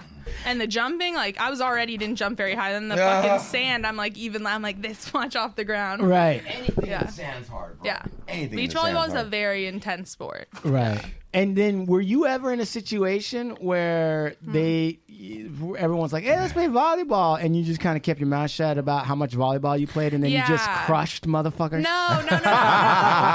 No, it was more just like if I knew it was going to be like honestly, like when it's like that, I just like don't want to play because it's not as fun. If the other people are just playing for fun and you know that you can like seriously want to play a game, it's kind of annoying, right? It's like annoying. Super aggressive. Yeah, like so. No, I finally got everybody right where I want them. One time there was like older guys, because older guys in Santa Monica, like that's a big thing. Like guys in their like 50s who've been playing since they were little, they'll go to the beach all the time and they do wonky moves, like nothing's illegal, like they can do whatever they want. And sometimes, like one time I went with my friend whose dad was like in that group and we played and I was like, fuck these old guys, like let's they told me, they're like, dang, we didn't know you were like that good, we just thought you were Jordan's friend, like coming to hang out. I'm like, no, yeah, I played in high school, like I played beach volleyball. And they're like, oh god, you gotta come down again and play. I was like, you're like, man, I can't be playing with toddlers. That's gonna fuck up my game. No, they're actually really fucking good. Like it's honestly so impressive that these old guys that are at the beach like playing intense beach volleyball. It's honestly she keeps impressive. on looking over at me when she says old guy. Yeah, like, she's like, she may look over to make sure it's not wrong. I'm old. I'm old guy. I follow an old guy. So then what was the worst sport? You're like, fuck this sport. I hate soccer. I'm so not coordinated with my feet in that sense. Like I don't get it. I want to touch the ball. That's like I'm I want to pick it up. Yeah, I'm like, what are we doing here? I want to pick it up and throw it in the goal. What are we doing here? Rugby? No, never tried it. Softball, what I was into for a second. I played a couple years at North Venice, and also my brother played, so that that had a role. I'm like, oh, my brother plays. Let me try. Maybe it's a family thing. Maybe we're all good at it. Yeah. No, didn't end up being my thing. I wasn't that great at softball. Badminton? Nope, didn't try that. It was soccer, volleyball, basketball, and softball. Basketball. And swimming. I tried swimming for a second. Yeah. And then gymnastics. What's your thing? Butterfly stroke?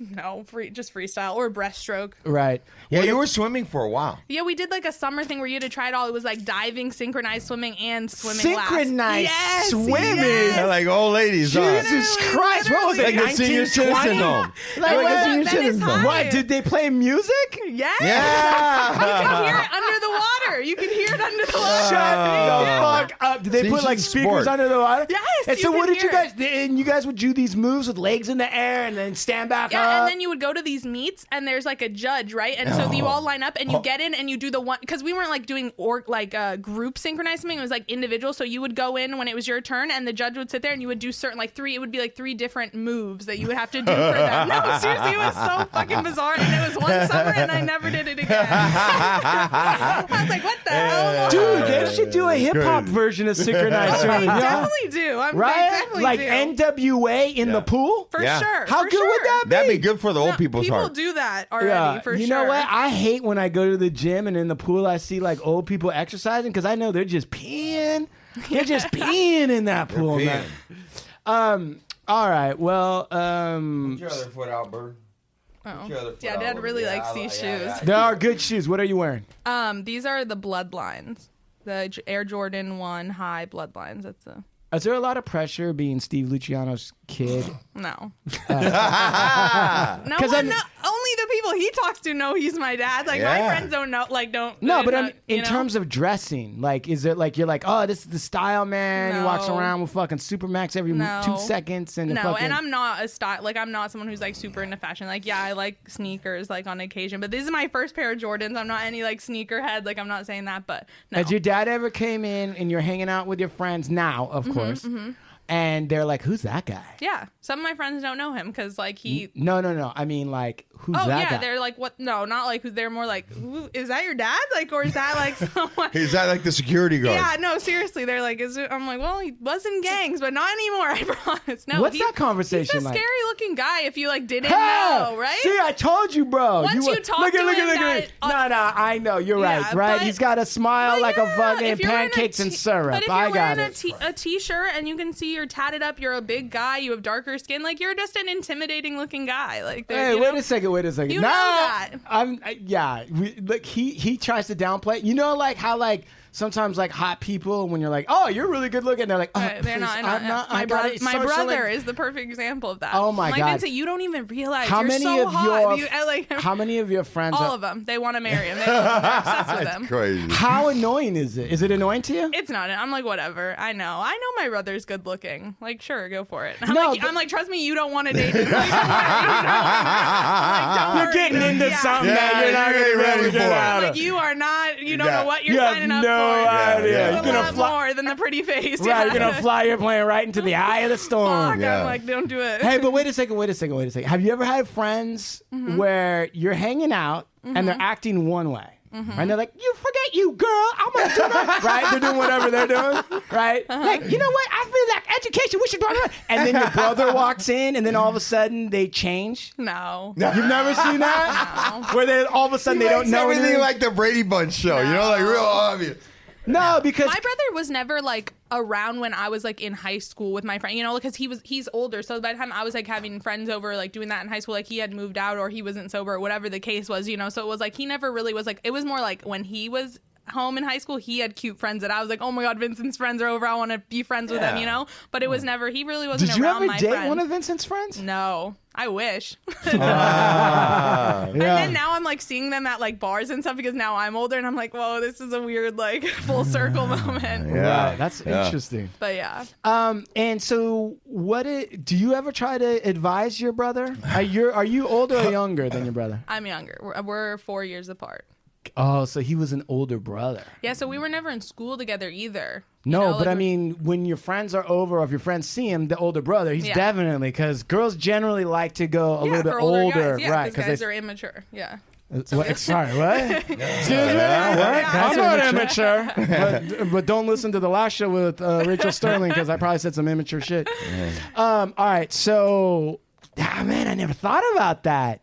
I never thought about that, Steve. What? That her brother is a hot guy and she would have friends, and they would see Vince and just be. Of course, but that's how it works. My sister had older friends, and I wanted to date. I was like infatuated with all her girlfriends. What would you like? Would you like make yourself It's like that's get out of here, you stupid little. You can't. I would play my music louder if I knew if it was music I knew they were listening to, just so they could hear. You know, any excuse to like go in the backyard if they were playing. You know, shit like that. Just like stupid, like hey, childish stuff. I'm gonna make some sandwiches. Does anybody? You with the shirt on? What sandwich do you want? I got exactly. I've got extra. Are you sure you're not hungry? Oh, wait a second. I think I left something right there. Is that my shoe? Yeah, that's your shoe. You threw it from the second story window just now. I know. They fell out. I was working out. Stupid, bro. Yeah, all right. What's going on with? Tell us what's going on with. I want to talk about. You're prepped to teach classes. You've been going to school. You finally get certified. You're coming home, and it's already the pandemic. So, at what point in time does the thing cross your mind that, you know what, everything I've kind of trained for in that dynamic is changing as I'm getting home? Were you ever like questionable at how do you navigate through this, or I'm just going to go get a job at Starbucks, or what was the thought? She made a face. She made a face when you said job at Starbucks. It was like almost like somebody stepped on her foot. I knew something would like work out. I knew it wasn't going to be traditional, and I like was. Oh, okay, well, I found out about, the pandemic hit in March. I was supposed to go to Italy for the last 2 months of my school year and teach abroad. Wow. Right. Yeah. Right. So I was going to go to Italy, this small town called Udine, and teach at this little private school with third graders for the last 2 months.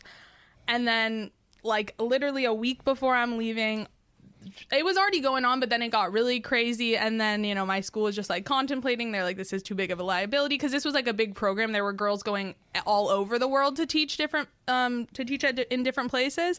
So I fly home because I had plans to fly home. I was going to fly out of LAX to go there. So I fly home. We don't know if I'm going or not. And then literally the next day, my advisor was like, it's off. You can't go to Italy. Like, Italy's just not unsafe.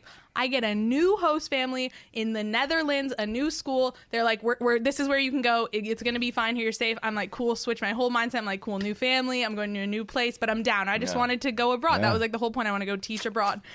And then a week later, get a phone call, advisor. No one's going anywhere. The program is canceled. Like, we just can't do it. The school can't be accountable. So that changed. So now I'm home. It's like mid-March. School, like, we weren't supposed to graduate till May. I'm like, what's going on? Like, all I was going to be doing at school was teaching either in Alabama full-time, or I was supposed to go abroad. So I'm like, what the fuck am I going to be doing? Right. And so I was like, I got a little scared. I was like, shit, if, like, at this point, though, it was not like schools were going to go online. Like, we didn't even know. Like, we weren't thinking that far ahead. I didn't even know that yet. But they had switched to online right then and there. But I didn't think this was going to be a thing that was going to last this long. Right. Back then, like, I was being naive. I just didn't know. So my beach volleyball coach from high school, Kurt Schwangel, the best guy. He's like my mentor all through college. He's a kindergarten teacher. He's been a kindergarten teacher for 25 years. I reach out to him immediately. I'm like, I need a new placement. I need to be in a school teaching somewhere. Like, can I come? He works at Franklin. I'm like, can I come to Franklin? Like, be in your classes? Like, whatever it is, I just need to, like, get these credits before I graduate, because I'm not going to be able to go back to Alabama. Like, we're not going to fly back there. Like, that's just not what's happening. And he was like, of course. He's like, let's make it happen, whatever it is. So I was going to have a placement with him in his class for the last 2 months. And then, like, 2 weeks later, the university's like, you're good. We're going to give you, your credit regardless. We're not making kids go out into schools. Like, the schools are shutting down. Like, that's just not safe. So I'm like, never mind, I don't need to, but I'd still love to sit in on your class, like, if you'll let me, because now they're all on Zoom. So for the last 2 months while I was home, I was Zooming with his kindergarten class every morning, just like absorbing it, trying to be like, okay, well, maybe this is going to be my job next year. So this is great that I'm going to be able to get a little experience Zoom teaching. And he's just the best. Like, he's just the best facilitator to, like, help you or specifically me, to help me get where I want to go. And he was like, all throughout college, I would email him about assignments. He would help me with them, like, all these things. So he's like, of course, get in here, do this. He would try to give me every, like, lesson I could teach on my own. He's like, do it, you got it, whatever. So I was like, okay, like, this is great. I got my foot in the door. I could hopefully talk to his principal. Like, I'll figure something out for the fall. So I wasn't, like, super worried, like, when all this hit. I was like, something's going to work out. I'll get some kind of job. Like, I'll make it work. And so I started applying to schools. I had a couple interviews with schools, I ended up not getting a teaching job. There wasn't a lot, and it kind of switched from like people quitting jobs to then people who had jobs were keeping them. We're not leaving our job. If I have a job, I'm keeping it. So that kind of switched. A lot of teachers at first were like, fuck that, I'm not teaching online, I'll quit. So there were going to be a lot of openings, but then they were like, well, I'm not going to get another job, so actually I'm going to keep this one and stick it out for a year of online teaching. So I didn't end up getting a job, and then I was again like, oh fuck, now I'm like, I don't know what I'm doing. But then with everyone online and parents not going to work, and their kids at home all day, they needed help, and that was a whole nother opportunity. So Kurt again stepped in and goes, I'm going to email the 3 classrooms of parents and say, you're the best tutor I know in Santa Monica, hire her, the lowest hourly rate, you're going to find a tutor. He sends out an email. I got parents calling me all day trying to figure out what pod can we do, how many hours can you do, like when can we get you here. So then I have like 2 weeks where I'm negotiating with people trying to figure out, okay, what's going to work for my schedule, how many people can I fit in, how many hours can I do, like how much can I charge, like whatever, because it's all new territory. Uncharted territory. I've babysat, but I've never tutored. It's Tutored's never been different. right. It's totally different. It's also different than teaching, I'm now realizing. How so? Why is tutoring not teaching? Because teaching is in a group setting. Kids have a whole totally different mentality when they're in a group of other kids and they're getting that social interaction when they're just sitting with one person and you're telling them this is what we're going to do. There's just a lot less room for creativity, for me to make lessons where they can work with people, where they're not just sitting listening to me for an hour being like, trace your letters, let's sing the alphabet. Like, it's just a lot easier when you're, not impossible, it's just a lot easier, and kids have a different mindset when they're surrounded by other kids that are also like wanting to do this and all have this like goal. But one of the criticisms I hear about public education, right? Yeah. Is that it's underfunded. Yeah. And as a result, you have too many kids in a classroom. And so that most people would really love to have one-to-one teacher. Yeah. One-to-one is not what an ideal teacher would want. And what I could say. The best scenario is that you have like 12 kids in your class and you have specific teachers and resources that also help you, so that like if you have one kid that's behind in reading, you can send them to the reading coach at that school to go for an hour and have a one-on-one session, and then I can sit with my other 11 kids that are maybe on this a different page than him and help them move forward. So it's better to have like a small group. Like you could probably ask any teacher across the board, small group versus whole group, they're going to want small group of kids because it's just easier. You can adapt more. You can differentiate between like what levels the kids are on and what they need. So like a small group would be best. But one-on-one, it's a one adult being the boss of one kid. The kid doesn't like that as much. They want other kids there that are like, oh, fuck, maybe I don't want to do this. Or they're like, oh, yeah, let's do this because like this is what we're here to do. So I don't know. I think kids just like their attitude shifts when they're not around other kids. It's like a whole different experience for them. And so that affects the teaching. And so now we're entering into an era where it looks like there's going to be a lot of homeschooling by people who aren't professional educators, correct? Right. Okay. Sean most parents. I was going to say. Sean, so I heard you were trying to you said that I have to give my son a lesson. Yeah. And I thought you meant like you were going to spank him. How old are your kids? He's 4. 4? Yeah. Okay, so what was the lesson you had to give him, and what's the difficulty? In kindergarten? Hold on a second. Sean. He will be. Okay. How well did you do in school yourself? Oh, terrible. Okay, so now you're in the role of being a teacher, right? Mm-hmm. Yeah. Okay. Teaching terrible shit. No. So what was the lesson? Yeah. So what was the lesson and how did it go? We're just going. I'm trying to make him trace letters and that sort of thing.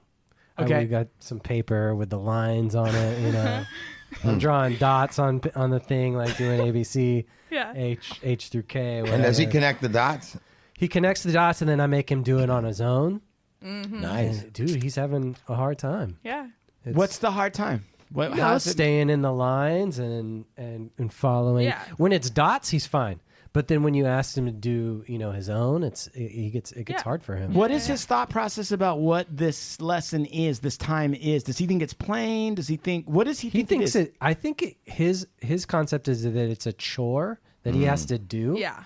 In order to get to something fun. Yeah. So like whatever it is, iPad or whatever. So Right. if he doesn't do this, then he doesn't get iPad later. Right. Because they're at home. And also Right. he's 4, so he's never been in a classroom yet, or like a Right. formal classroom like a K through 12 school yet. Right. So he has no idea what school even is yet. And then now he's at home doing it and he's like, wait, what is this? Not only that, it's like he starts to get, I can see like after the first line, he starts to drift. Yeah. Like it's like, and I'm like, hey buddy, look, focus is part of the lesson. So let's try to focus, and then like once we get through these 3 lines, then we're good. Yeah.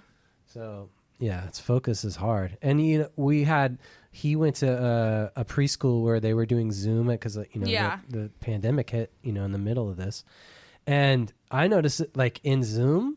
He would just be like, this is not for me. Yeah. He would just drift off, or he'd start walking away, and I'd be like, buddy, the thing's not over right, yet. Yeah. So I'd imagine that happens all the time. Totally. And he was like, yeah, it's over for me. Yeah. Hey, so Sophia, how would you advise, or what would you just heard about the line lessons and the lack of focus? Not lack of focus, training focus. You're training focus. Right. So what would you, in a consult to a homeschooling parent who doesn't know what you know? Yeah. What sort of things would you say to Sean to say like this may help your success or support what you're doing?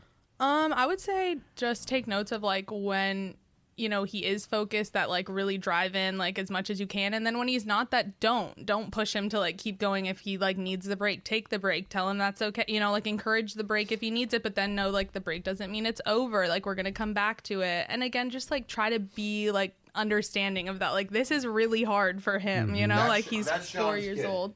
That's so cute. Yeah, that's Coit. Oh, what's his name? Coit. Coit? Like Coit Tower.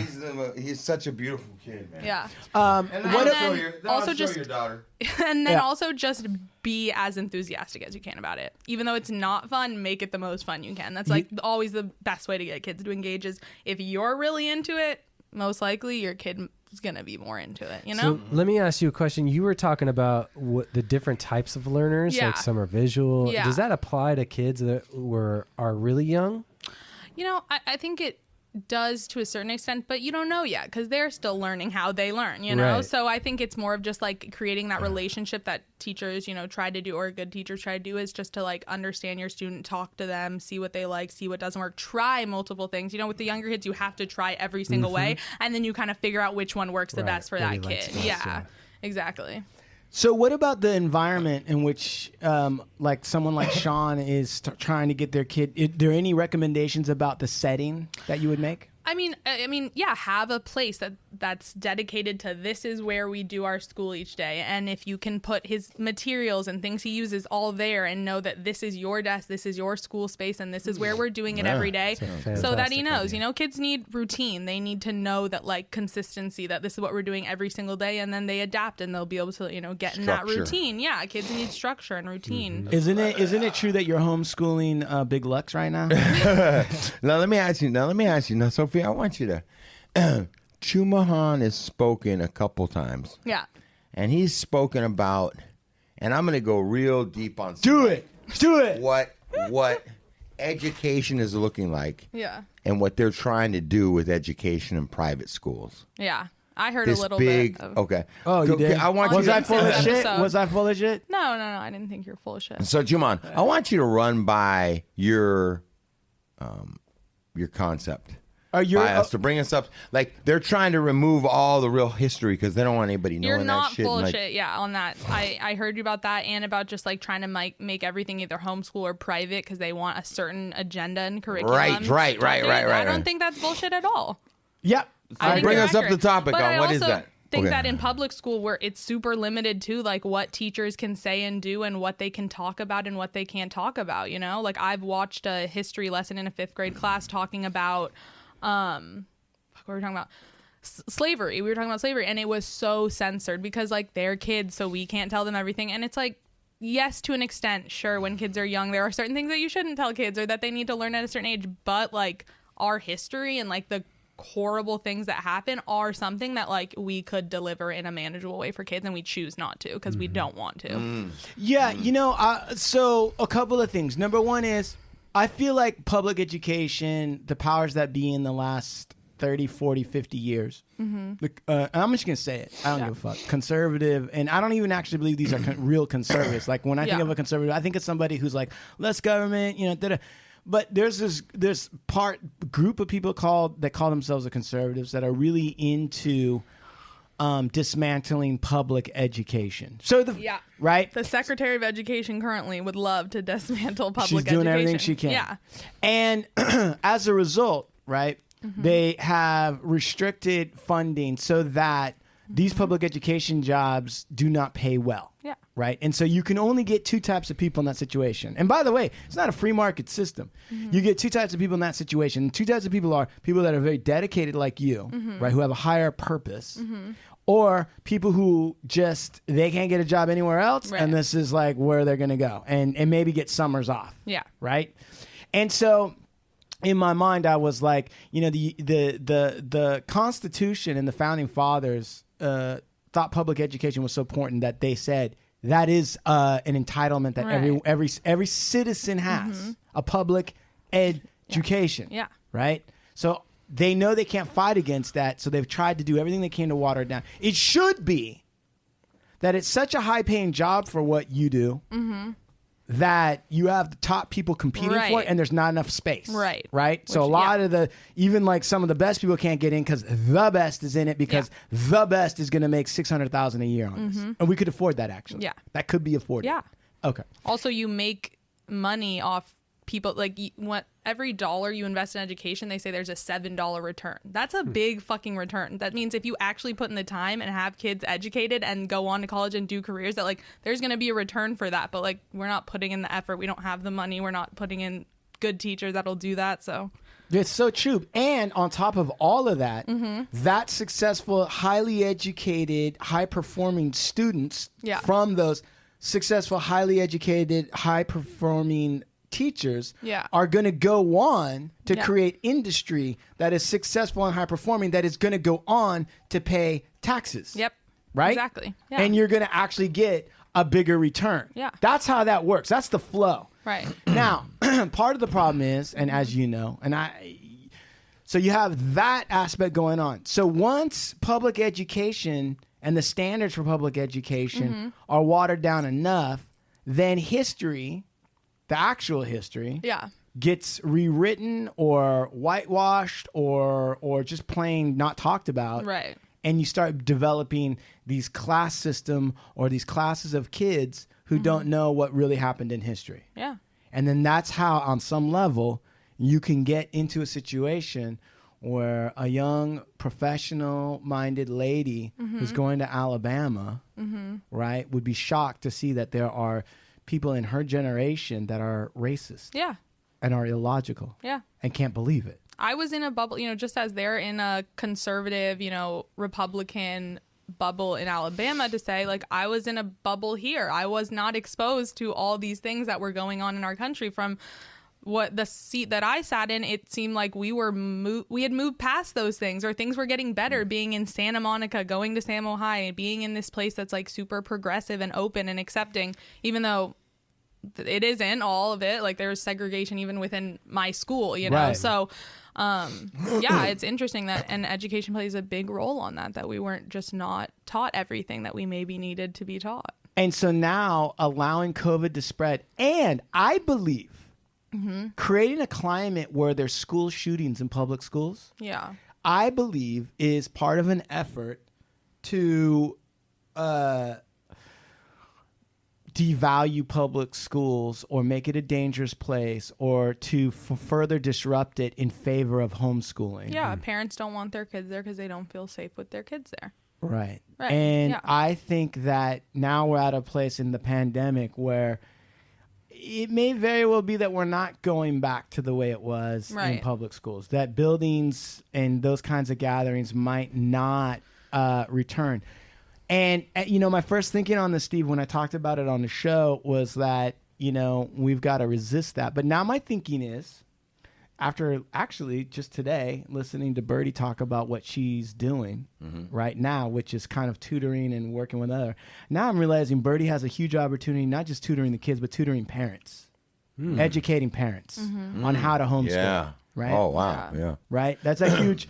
As a consultant, as an educational consultant, right? And if she needs to step in to take over for certain lessons because the parents have to work or they may not be working, but they may just need someone to come in and explain to them, this is what the setting has to look like or should look like in order to maximize and minimize the distraction. And then this is the attitude, or, one of the ways to strengthen the concept of focus, it's actually not forcing the kid to stay on the thing even though they feel like, it's actually letting them have a break and then coming back to it. Realizing that no matter what goes on during the day, eventually you come back to it. So that I think that's actually a very good idea. And I think now I'm sitting there and I'm thinking that maybe the future of public education now is not going to be going back to schools and having a teacher sit in front of 22 people. Maybe the future of public education is people like Birdie, who are paid by the state a lot of money to go and do house calls on a regular basis to help parents understand education and to give parents more choice in their picks of textbooks, so that ones that are more history. Wow. Right? And to really help and support. And then, for another cost, right, to work. I like this guy. I'm developing. I love it. I love a little it. bit of a business model here. Yeah, I love and it. then another cost, working directly with the children, or she could set up her own pods where she says, this is the Birdie pod, and six students max, right? Because that's the perfect blend. And now we're approaching a way. And maybe the savings on buildings, we sell all that off or we rent it out, do it for something else for the state. And maybe the savings on not having to deal with facility problems can go into jump-starting the program and paying people like Birdie, who are consultants, a higher fee, right? And rearranging and then saying, you know what, public education no longer has to be physically in these locations. We know the districts are online, and we can have every once in a while graduations or meetups or whatever we want to do, actually. Yeah. But for the most part, it's driven by the parents who know the kids plus the consultant who's paid by the state to make sure certain standards are met and to maximize efficiencies and whatever else. And that's the future of public education. Sophia don't sound convinced with that. No, she's saying that, yeah. No, I think that in a perfect world that sounds like a good idea. I just think that that's not, like, that would be something that would be privatized. I think as the service like that would be privatized. That's not going to be accessible for everyone. Not everyone can afford to be that involved in their child's education, which is not a fault. If you have to work, you have to work. And I don't think everyone's going to have the funds to do that. Yeah. And I just think that would, again, it's kind of, that's what's happening right now. And it's the kids, the people or the parents that have the comfortability to put their kids in a private school and have a tutor come, like, are going to be able to do that. But I have friends that are teaching in schools right now in Alabama where 80% of their kids live in trailers or their parents work all day. Like, I just don't think that's something Let me ask you a couple questions. I'll ask you a couple questions. And you just answer these questions. All right. Who established the Santa Monica High School? How did that come about? I don't know. Well, where does the money come from? I mean, the government. The schools are government-funded things, so I'm going to assume somewhere along the line the government was like, okay, we're putting a school here. This is the district. I mean, they zoned the district out. They were like, we're going to have a school here. Right. But I don't know who. So if the government can zone a district out in the real world, the buildings, and if the government can hire the teachers, right, why can't the government then switch that system to the one that I just described? It's a public system. Yeah. If it's a public system, can it just take a lot? Because that means every kid then has to have internet access and a computer. Go ahead. Right? So, and that's already two things that not every kid has, which they should be. That's like very easily something that should be funded by the government, that every child has a computer to use at school and to take home. Agreed. And then if they would have to have internet and a place to do it at. Some kids are homeless. Some kids are coming from their car. I had a student that was living in their car the rest of the week that was coming in every day. So how are they going to have a computer and internet, So I just think it's aren't some kids coming to school to get to eat too? Right. It's like, it's a really good idea, but these kids need a place to go. I believe that changes education, have kids knowing they have a community to go to. And this is what I'm saying. Yeah. I'm saying we're at the precipice of we ain't going back. Things have changed so much, we ain't going back. There's just no way. And that's why I think it's going to be privatized, because I think the people that don't want to go back won't. The people that need it and saw it as a good thing will come back. This is why, Birdie, I'm promoting the idea that people who care about education agitate the governments to make it all public. Yeah. don't let private take over this opportunity. Private's taking over this opportunity right now because everyone's already in the default mindset that, well, it's going to be a lot to change. You're right. Kids need a place to go. You're right. I just don't like, I think Zoom schooling and online schooling is doable and possible, but I don't think it's the best for children. I would not continue to have kids going to Zoom online. Like, that's going to be detrimental to their social and emotional growth. Is going to be gone if they're not around kids. So I just don't see that being a good thing for everyone. And like, I'm waiting for the day and hoping for the day that we can all get back in the classroom, because that's where kids need to be. That's where teachers need to be. That's the best way to educate kids, is to be together. You're right. And I'm not saying that it's got to be on Zoom. Yeah. I'm saying you're the consultant that goes in place. You have pods. Yeah. And the pod could be physical. Yeah. But what I'm saying is we're not going back to these giant institutions with 18 classrooms and a lunch break. Yeah. That's not happening. We could do it smaller for sure. If it's like I get what you're saying. If it's more like a small scale thing and there are still like districts and then you just send out, you would need more teachers, right? Yes. If you're going to do it small. Yes. Yeah, totally. It's totally doable. I just think the online, I'm not down for it. If your thing is to have small pods and then you have also consultants that come and you have resource specialists that come and help certain things, then sure, of course. But again, that's just private school made public. Private schools all are smaller places. They have more resources. Like, they are in smaller groups. The parents have more control and say over what the kids learn. This is why we have to change the default thinking of the average educator. You're assuming that it's private. That's private school public. Not true.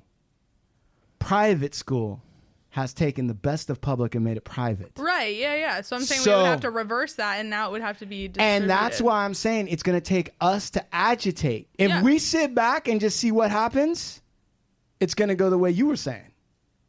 If we just let it go, then it's not going to happen. Yeah. People in your situation right now that are the young, up-and-coming educators have to organize, get active, grab Davos by the throat and say, we're not doing that.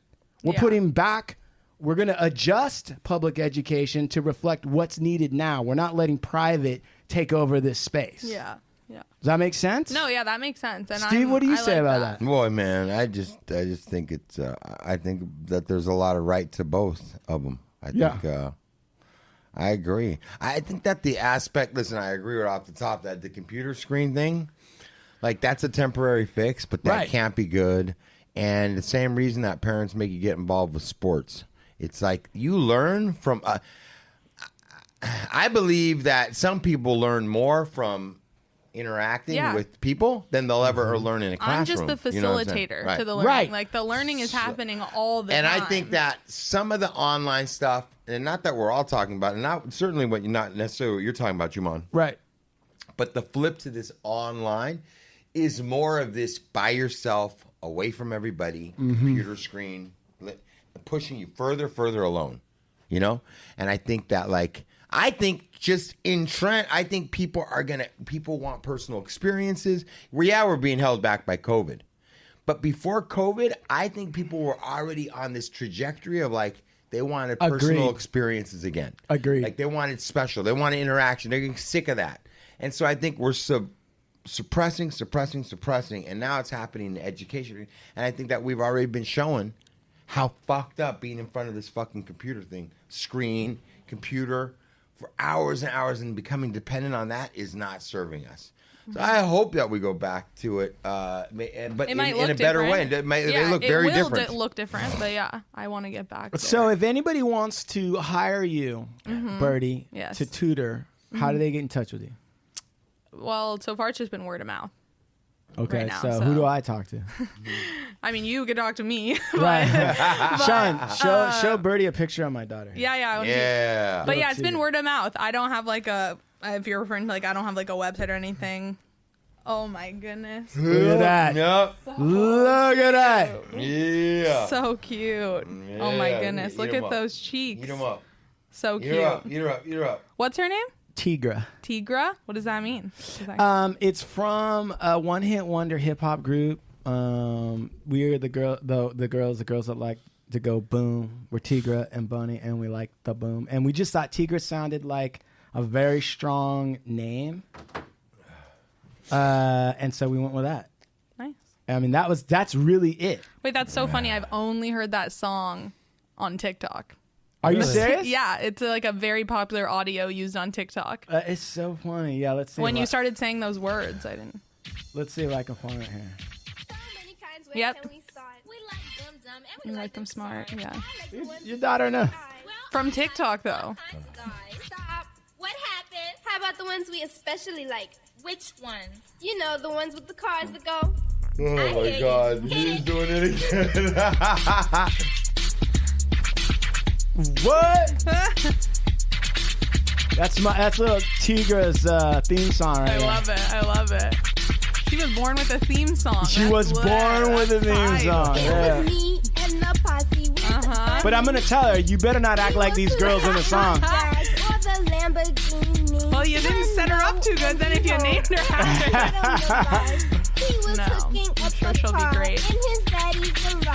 Yeah, anyway. Maybe one day Sophia will be teaching both your kids. Who knows? Yeah. I sure hope so. I would consider that an honor. Yeah. Definitely. Not that far. Yeah, I was Godfather, gonna say, it wouldn't be that far in the future. It is an honor for you to have me on this day. Yeah. It will be an honor. Masculine. And may your first child be a masculine child. Bird, I'm just so glad you came down. I know you were a little bit nervous. We have to do a food show with Bird. Yeah. I mean, we tried to. She's big time on. She knows her shit. Yeah. What's your favorite? For hours. Sorry, hold on. What's your favorite place in Santa Monica to eat? I like Scopa. We went for my birthday last year. It's this awesome like Italian LA like cuisine. It's so legit, fucking fire. Yeah. Yeah, it's like traditional Italian, but then like with an LA vibe. What's your favorite sushi place? This little tiny hole in the wall place by our house called Hamakaze. Hamakaze. It won't be a little hole in the wall anymore. No, it's right next to Maxwell's, which is like a staple in Venice, like a little breakfast place, and it's right next to it, and no one ever knows it. And they have the best fish and like spicy tuna, just like really good quality food. Ooh, yeah, sounds good. Yeah, that does sound good. What's the worst food? What's the worst? The worst? Come on, don't be like that. What's Arby's? The worst? I was gonna say no. There's no. Honestly, like I don't have a place that has bad food because I don't go places that have bad food. Okay, that you understand right? that? Like I've never. What's the worst thing you've ever eaten that you tasted and you're like, oh, that is just crap? Oh my goodness! I don't like pate that much. I love banh mi's and I'll eat on there, but like pate like on a charcuterie board or just with like crackers, not for me. Like pate, foie gras, liver, yeah, like that's a little too intense for me. I agree with you. Like uni too, like it's just that really rich, like I don't know. Yeah, I don't like it. Yeah. All right, well, listen. We got to get educated today. And we talked about some education. We talked about a lot of things. We talked about We're all lifelong learners. That's like our number one thing with teaching is we're just inspiring people to continue to want to learn forever. Yeah. Oh, that's my daughter right there. That's all there is to say there. Thank you, Bird, for coming down. Thank you for having me. But you got to do us something, a favor, and you got to like promise you're going to come in again. Sure. If you want to hear what I have to say. We may need to have Stop you in here. Stop. You hear that? Come on, of course. I like to talk to people that want to hear what I have to say. What? I like to talk to And Sophia, you got something to tell the people about going out and voting? You better go fucking vote and vote blue. Vote blue! I have no problem putting a very firm stance on my political views. I like that. Yeah. That's it. Well, we're part of that team right here. Yeah. And we're going to say, as we do about this time, you got any? Make sure your signature on your ballot matches your driver's license, or it won't be counted.